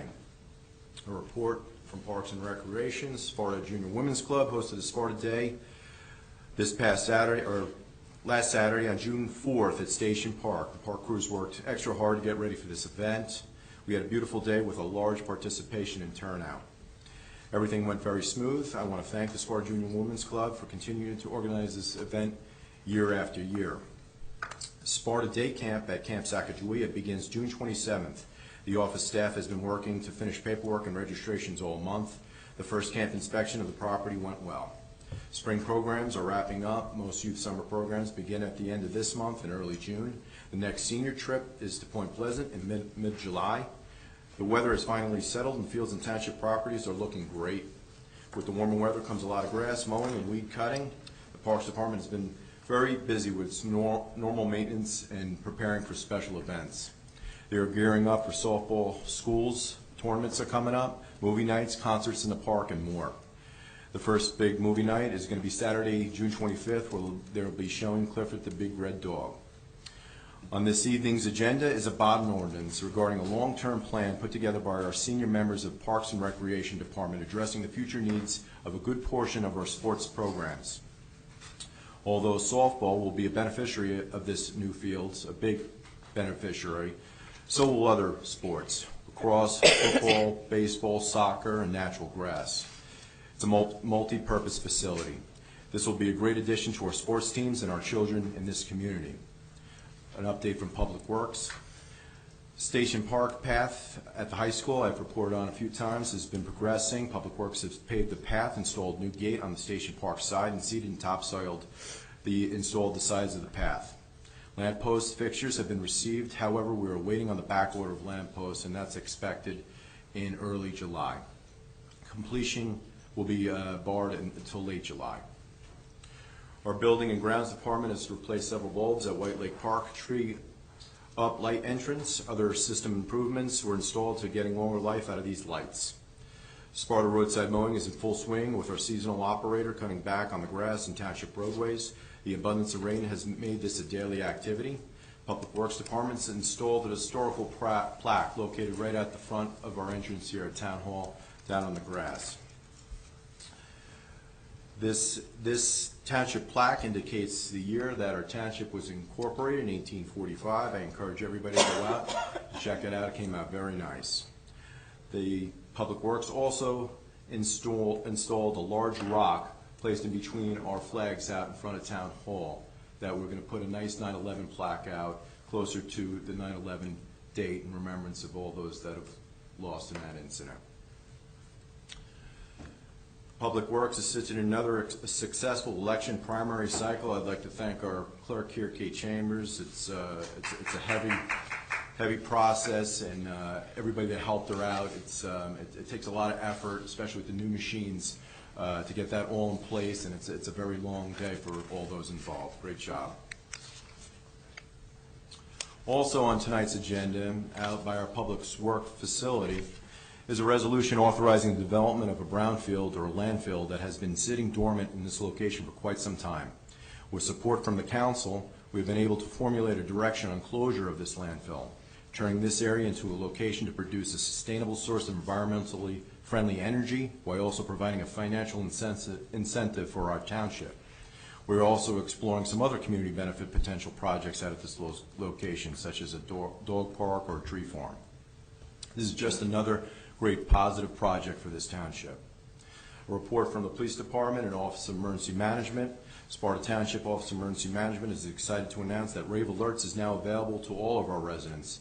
Rave Alerts is a free service that allows individuals to sign up for notifications sent from state and local authorities. Rave Alerts keep residents and travelers informed of potentially hazardous situations involving weather, traffic, and other emergencies. It also has the capability to alert our residents to upcoming township events and happenings around our township. This system is similar but provides more functionality than our last system, which, if everybody recalls, was the Honeywell system. A large portion of the Honeywell data was able to convert over to the RAVE system. If you'd like to check to see if your name converted over there and you're already signed up, please do so by checking our website. If you haven't signed up, please go to our website at spartanj.org to register for this alert system. Yesterday, Sparta police officers celebrated our lead graduation day with the Sparta Township 5th grade students. This day consisted of many activities, included peer building and teamwork, where students competed against one another throughout the day. These students were also exposed to some of the tasks our officers see from time to time, such as working with canines in the field, and we had a visit from our state police helicopter that dropped in. Law Enforcement Against Drugs is a program that took place many years ago to replace the DARE program. It's a program that is proven and effective to deter youth and adults from drug abuse, drug-related crimes, bullying, and violence. Many of the Sparta police officers teach this program throughout the year, not only in our public schools, but also our private ones as well. We continue and always will value our relationship with our educational community. Just a couple events upcoming. The fireworks will be Lake Mohawk Country Club, Sunday, July 3rd at dusk. Rain date will be Tuesday, July 5th. We have the 4th of July parade also coming up, put on by the Sparta Elks. That's Monday, July 4th, 10:30 a.m. start. And Saturday, June 5th, as I mentioned, is movie night. That concludes my report. Thank you. May I have a motion? Can I ask a question about the report? Sure. Thank you. So 2 questions. One, you mentioned the tree uplighting at Station Park. Yes. I'm sorry, White Lake. White Or is Lake, it Station? correct. Okay. Yes. Are those lights on a timer, or are they on all day long? I believe they're on a timer. Okay, thank Yep, you. but I'll make sure. Okay. And then secondly, could you provide a brief update on the sound and media system in the room? Because I think some people might be Yeah, interested. so these somewhat archaic looking speakers here are not permanent.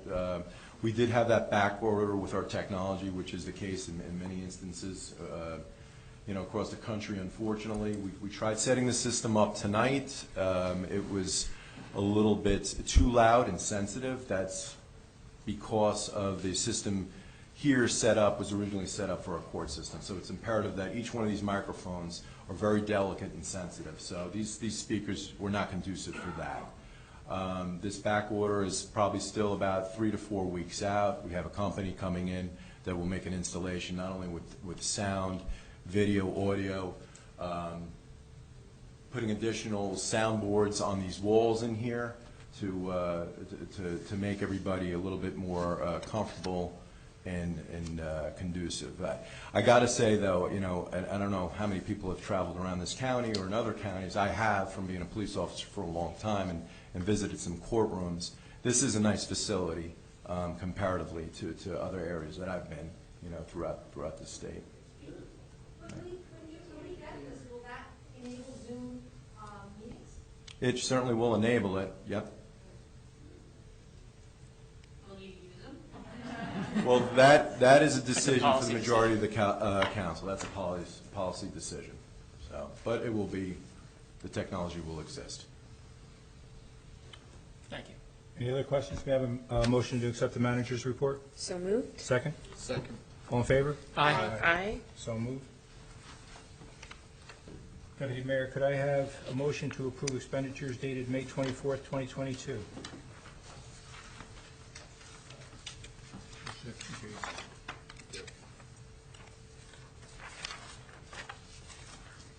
Make a motion to approve expenditures in the amount of $6,119,131.16. May I have a second? I'm sorry, real quick. I think there are 2 different expenditure reports, right? There's a one for June also. This is the one for This is the May. Okay, I'm sorry. Go ahead. So moved. Is there a second? I made the motion. Oh, you made He the made the motion. motion, All in I favor? second it. Aye. Aye. Motion is carried. May I have a motion to approve the expenditures dated June 14th, 2022? I move that we approve the expenditures of June 14th in the amount of $1,370,600 even. May I have a second? I'll second the motion. All in favor? Aye. Aye. That motion is carried. Okay, would you please read the title of ordinance 22-05, please? On the ordinance appropriating $2.5 million from general capital improvement fund to fund the various capital needs. May I have a motion to introduce ordinance 22-05? So moved. Is there a second? I'll second. Can I have a roll call vote, Actually, please? do we have public comment period? Not on an introduction, I don't Oh, it's believe. introduction, I lied, I'm This is sorry. introduction, yeah. Yes. Yes. Yes. Yes. Yes. Please, Kate, would you please read the title of ordinance 22-06?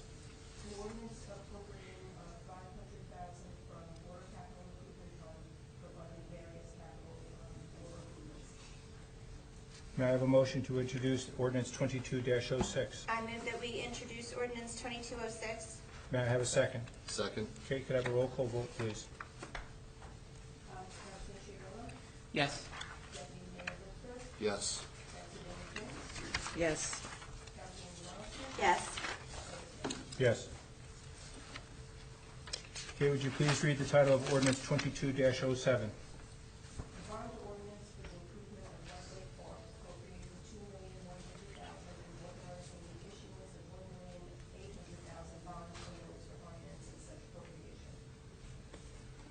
May I have a motion to introduce ordinance 22-07? So moved. May I have a second? Second. May I have a roll call vote, please? Yes.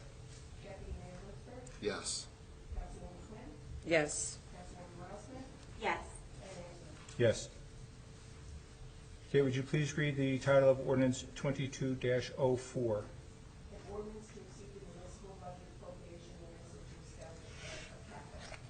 At this point, that ordinance is open to public for comment. Is there anybody from public who has comment on this ordinance?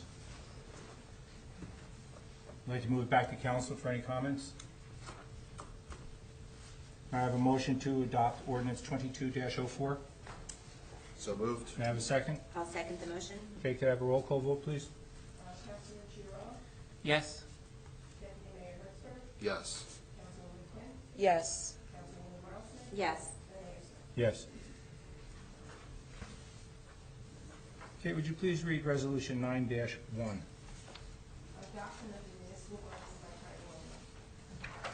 All right. This is a resolution, but we do open this up separately for public for comment. This is on the acceptance of the budget for this year. Does anybody have any comments on this year's budget? It was posted on the website. Bring it back to council. Is anybody on? Oh, I'm sorry. And we had, Yeah. Hi, good evening again. Dean Blometti, 15 Ward's Edge. Two comments on the budget. One is, I alluded to this earlier, there's an increasing need to protect our natural resources and our environment here in Sparta. Those of you who have lived here a long time know it better than I do, and I still treasure it. Whether the risk be from increasing development, climate change, or many other factors that are increasing the risks and the stress on our natural resources here. I think it would be prudent at this time to build into the budget some funds for professional environmental impact assessment services. We have numerous other paid professionals and outsourced that serve to advise and guide the township and make it fully functioning. And this is a testament, actually, that we know we have so many dedicated and valuable employees, but they can't be experts in everything. So why not ensure that we can protect one of our greatest assets and add that to the list of outsourced professionals that we use? And I'm not suggesting that we have them on a full-time retainer like many others are, nor that we use them every week or every month, but that we have them at our disposal, that we carefully select them, and on certain cases, we decide to go and use them to get some independent and in cases where we need that real professional look at things, and those folks that have initials after their name. So I would ask that you consider that, building something into the budget for us to start doing that as these risks are increasing and the stress are increasing on our natural resources.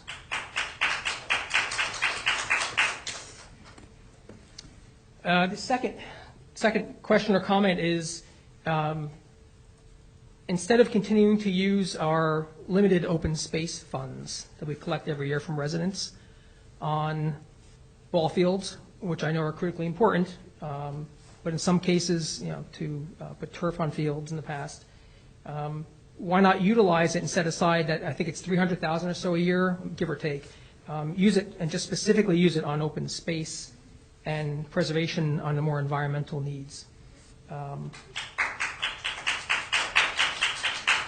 My understanding is that open space funds are to be used based on our ordinance and based on state law on acquiring open space or on improving open space that was acquired through open space funds.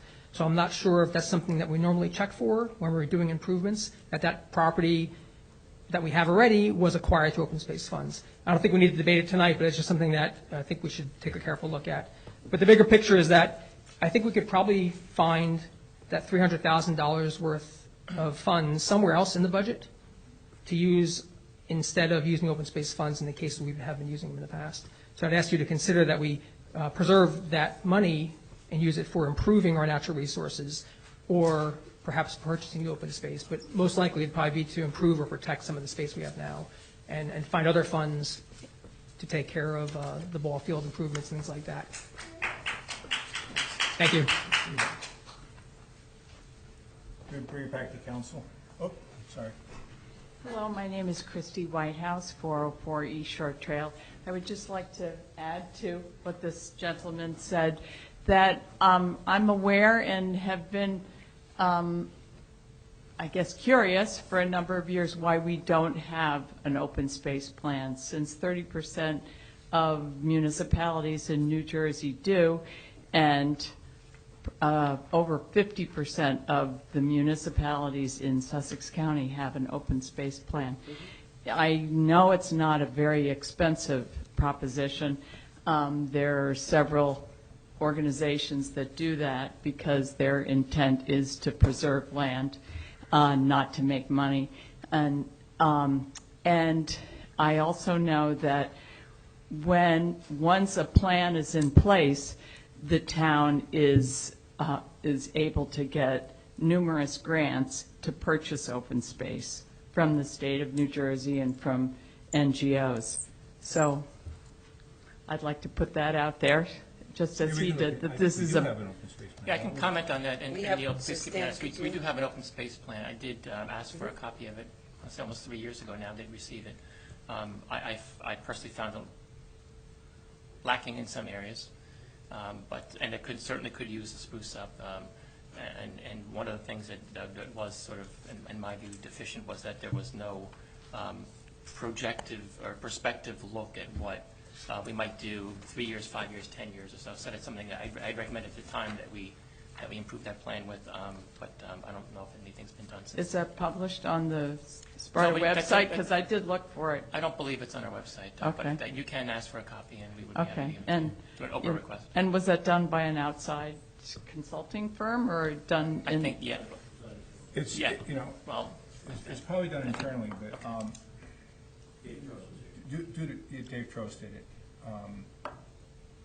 Okay. Can you get her a copy? I don't know where you got the copy from. I asked from the town manager at the time. The town manager gave me a copy. Okay. Because right now we're basically discussing the budget, not what we're going to do. Yeah, well, it's really. Yeah. I'm sort of dovetailing onto what he said, that it's something to consider. We can fill out a request with the clerk's office, and you would get a copy. We'll just stop in. Okay, all right. Thank you. Thank you.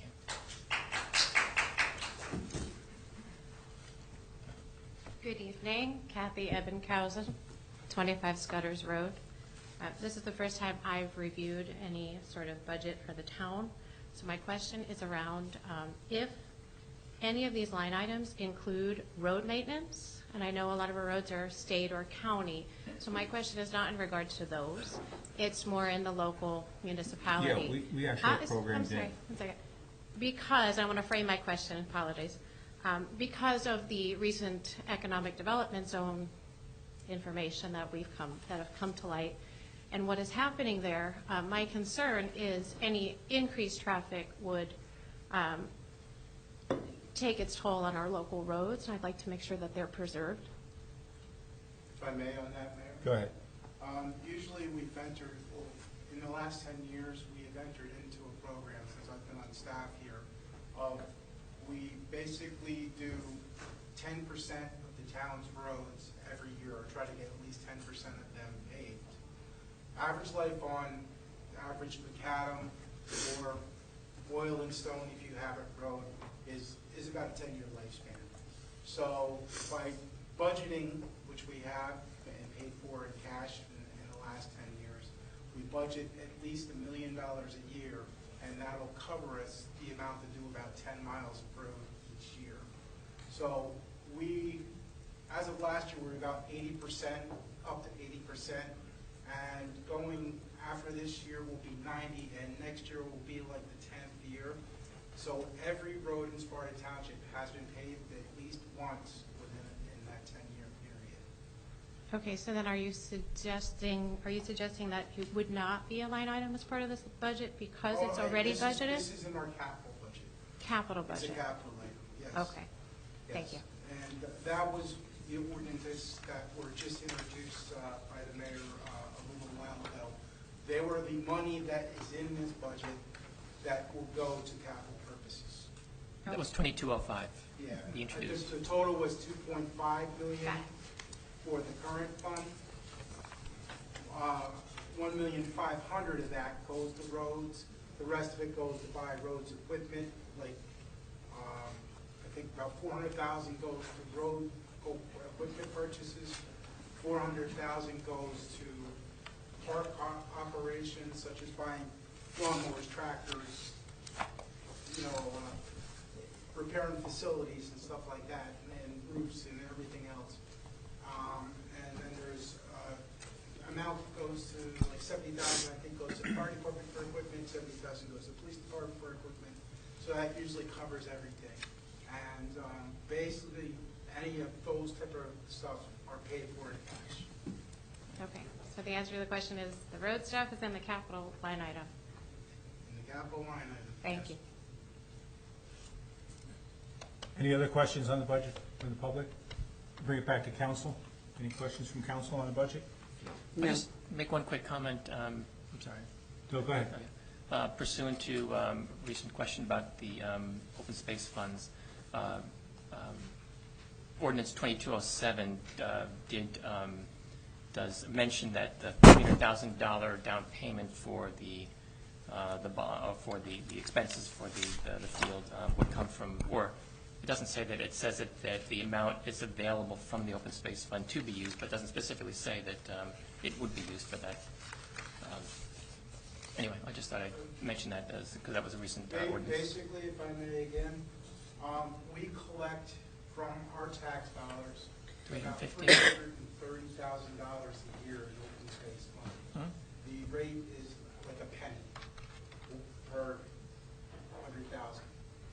So I think it's 2 cents. That money basically is also in this budget, the $330,000. We've been using it to do the capital improvements to the field that was mentioned in here for White Lake this year. So prior year's monies that we have done and saved from the open space will go to complete that field. The 2.1, I think. Yes. Yep, 2.1. So that project will probably be paid off in about another 3 years from the funding we received. And that funding also, if slated by the council, could be used to buy additional,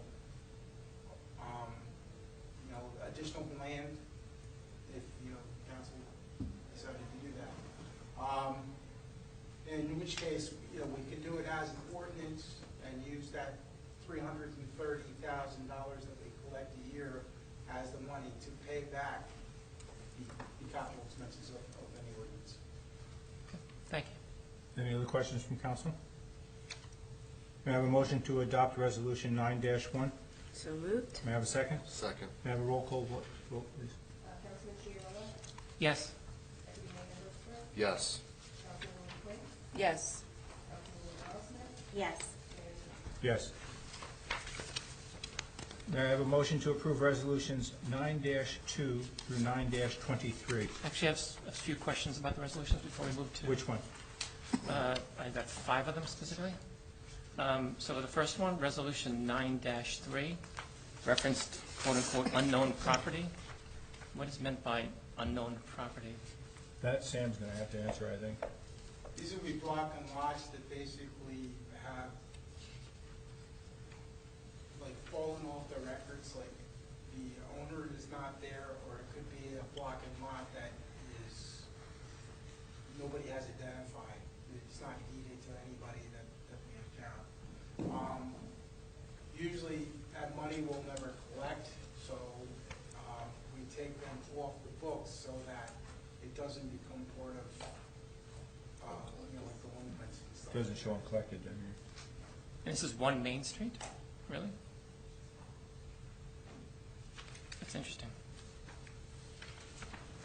Well, it's Lot 1 on Main Street, so Oh. maybe that's not the actual I'm address. sorry, Lot 1, you're right, that was a dumb. So, it is interesting that it's on Main Street, though. Okay, that's fair. Other question? Yeah, so Resolution 9-10, how does that relate to the budget resolution 9-1 that we just passed? Didn't we do this a couple of years? Self-exam resolution is basically the Division of Local Government Services has a 3-year cycle where one town every 2 years would get examined by the state of New Jersey. So it's not just our auditor taking a look at the budget and myself taking a look at the budget. It actually has to go down to the Division of Local Government Services.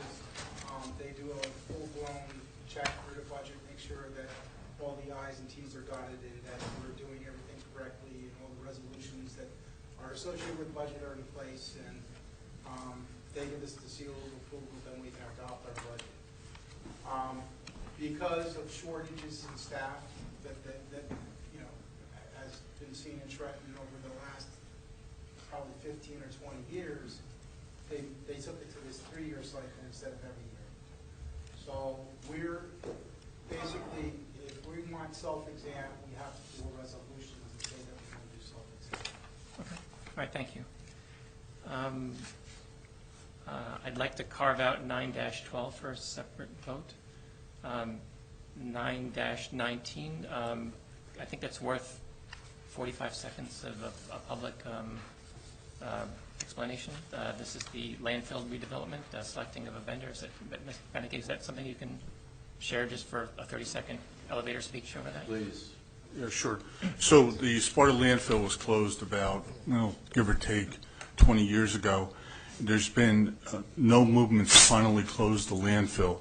To provide for a proper closure of the landfill, it was designated an area in need of redevelopment, and we solicited proposals from the development community and redevelopment community for a solar field from specialty companies that install and operate and manage solar fields.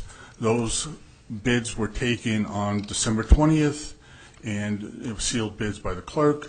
Those bids were then vetted over the last 6 months or so, and CEP Renewables out of Red Bank have been chosen, selected, recommended as the designated redeveloper and the tenant for the property to close the landfill at their cost and to provide a lease payment to the township over the next 25 years with a 5-year renewable period.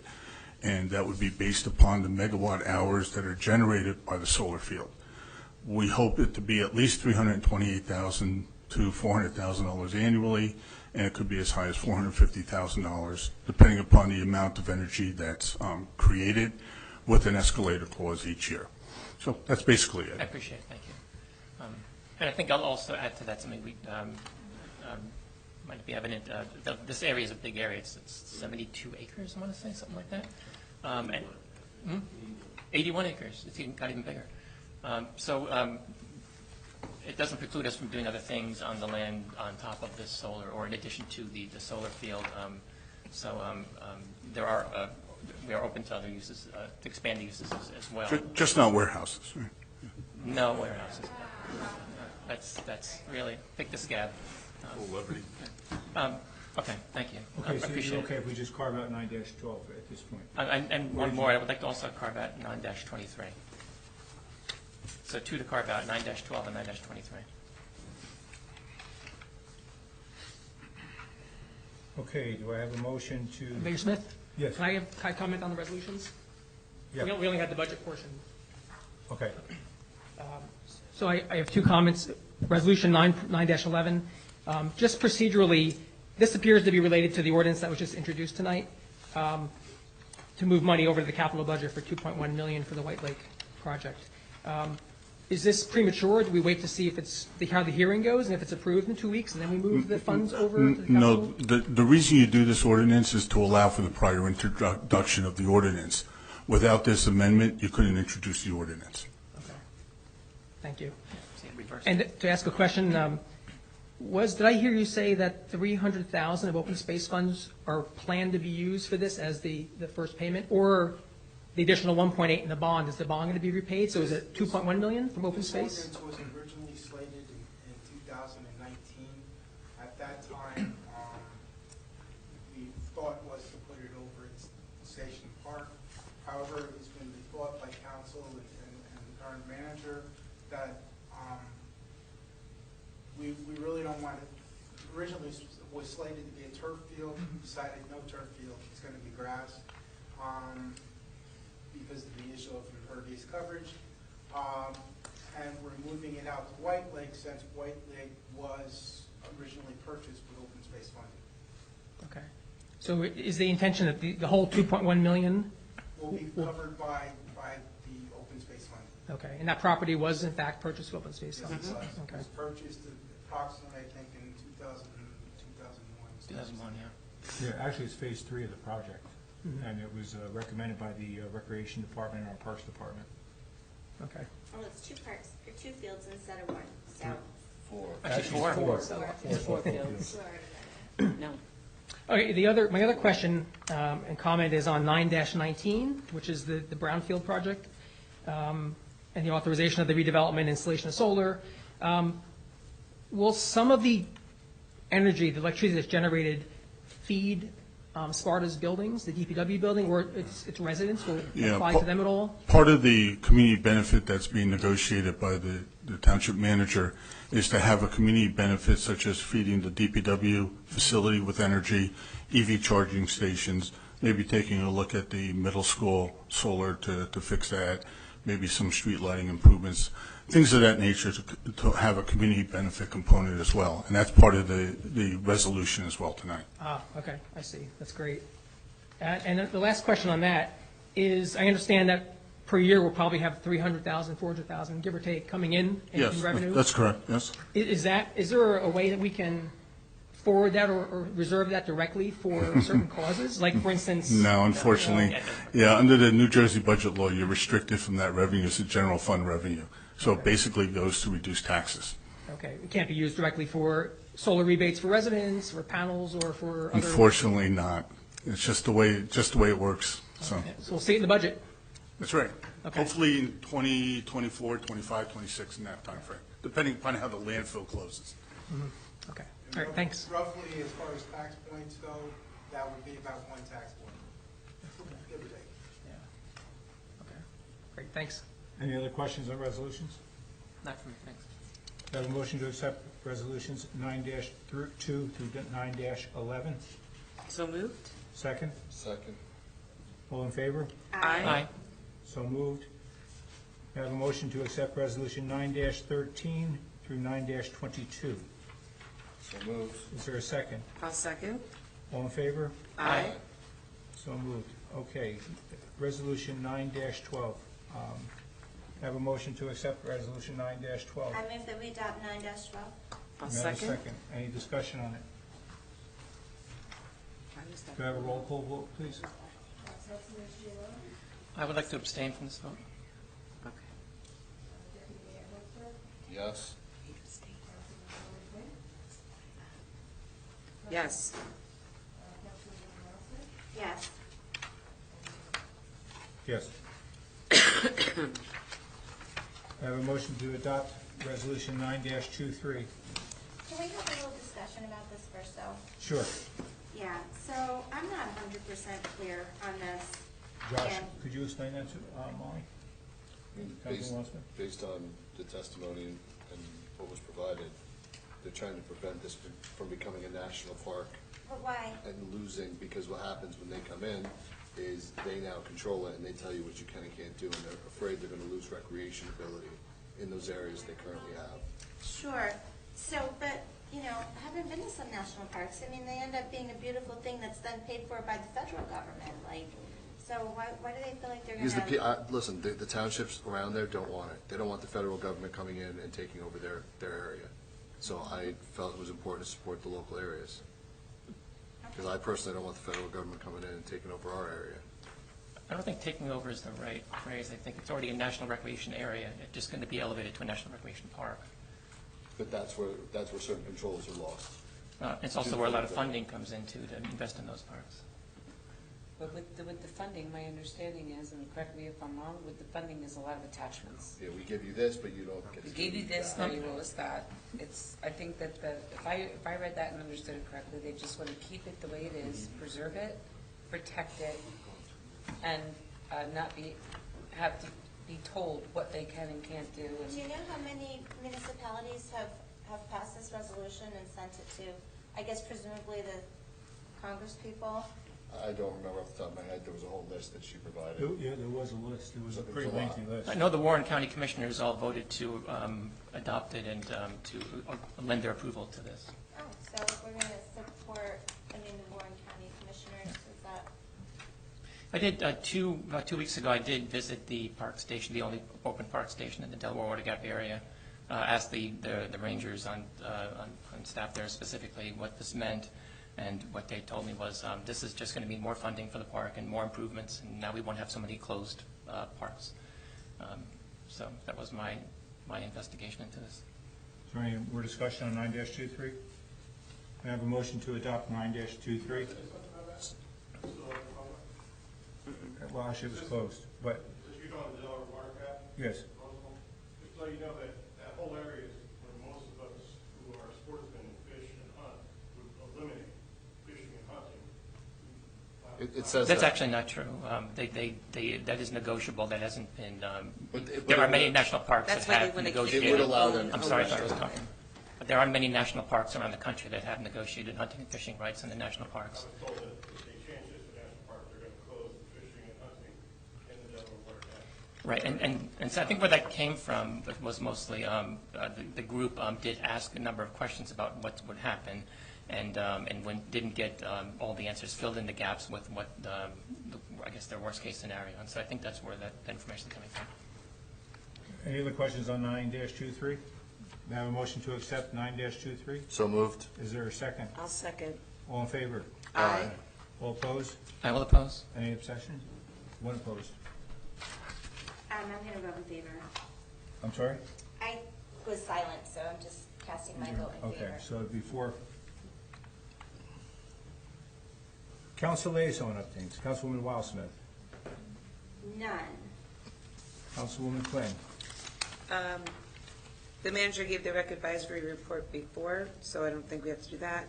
The Municipal Alliance is doubled or increased their contribution to project graduation this year since last year. Because of COVID, there was not one. And also will be sponsoring the T-shirts. This is hopefully something we look forward to doing in the future with them. I wanted to give a salute 07871 and Hometown Hero Thank you, Mr. Benetti. alert or update. Thank you. Take care. Thank you. There are 136 posts in town. We ordered 54 new banners this year, new Hometown Hero banners this year that came in. We now have a total of 208. We did, as I mentioned before, buy the hardware, so now every pole is doubled. So we now have the ability to have up to 272 banners. So the new banners are installed, and I wanted to just give a big shout out to the DPW. I know that they spend a lot of time out there, and now it's doubling, and this is a great thing to see so many new banners coming in and so many people supporting the program. So I wanted to make sure that I gave that update. That's it for me. That's great.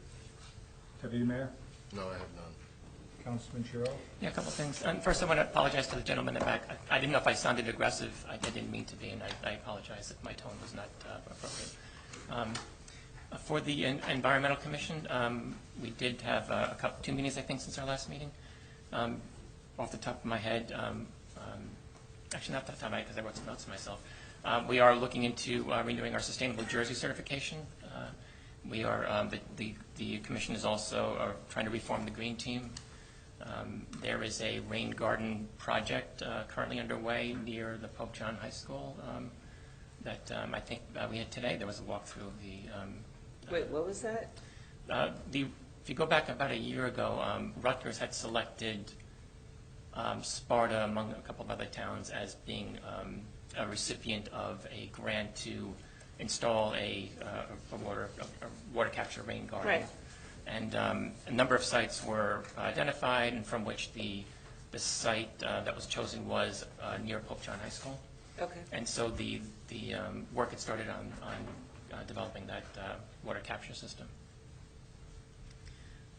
The commission is also starting to make a move to go to hybrid meetings, and so look for that as the year goes on. And there was one application reviewed for construction of paving stones manufacturing plant in the PDRM1 zone. That's near Houses Corner Road. There was about a 30,000 square foot new build, new construction that, and the commission reviewed it and provided some economic impact comments on that. Environmental? The Environmental Commission, yes. For the Cultural Affairs Committee, I did miss the last meeting. It was like a pop-up meeting. It happened like that day, and I missed it. But I think, I don't want to put you on the spot, Neil, but I think, I won't. I missed it too, so. Oh, you did? Okay. But I think there's still final, we have a final lineup. Do you know when the first concert is? It's the first Friday after the 4th of July. I'm not Okay. sure what that date is. All right. So do the math. It's the 8th, 7th, something like that. 8th. All right, so that starts, I'll hope everybody avails themselves to that. It's a great asset to the town to have free rock. And that's all the updates I have. I only have one update, is the kayak club got off to its first outing last Sunday, I guess it was. We went to Lake Arrowflex. There were 16 kayakers, and no matter what you say about the mayor, I ordered good weather, and we had beautiful weather. We only lost one kayaker, went in the drink, which wasn't bad, but we did get pictures of a nice eagle. Our next kayak trip will be in July, down to the Musconetcong, so it was really successful. Everybody had a lot of fun on it. Any old business? We'll go the other way. Councilman Chiarello. I have none.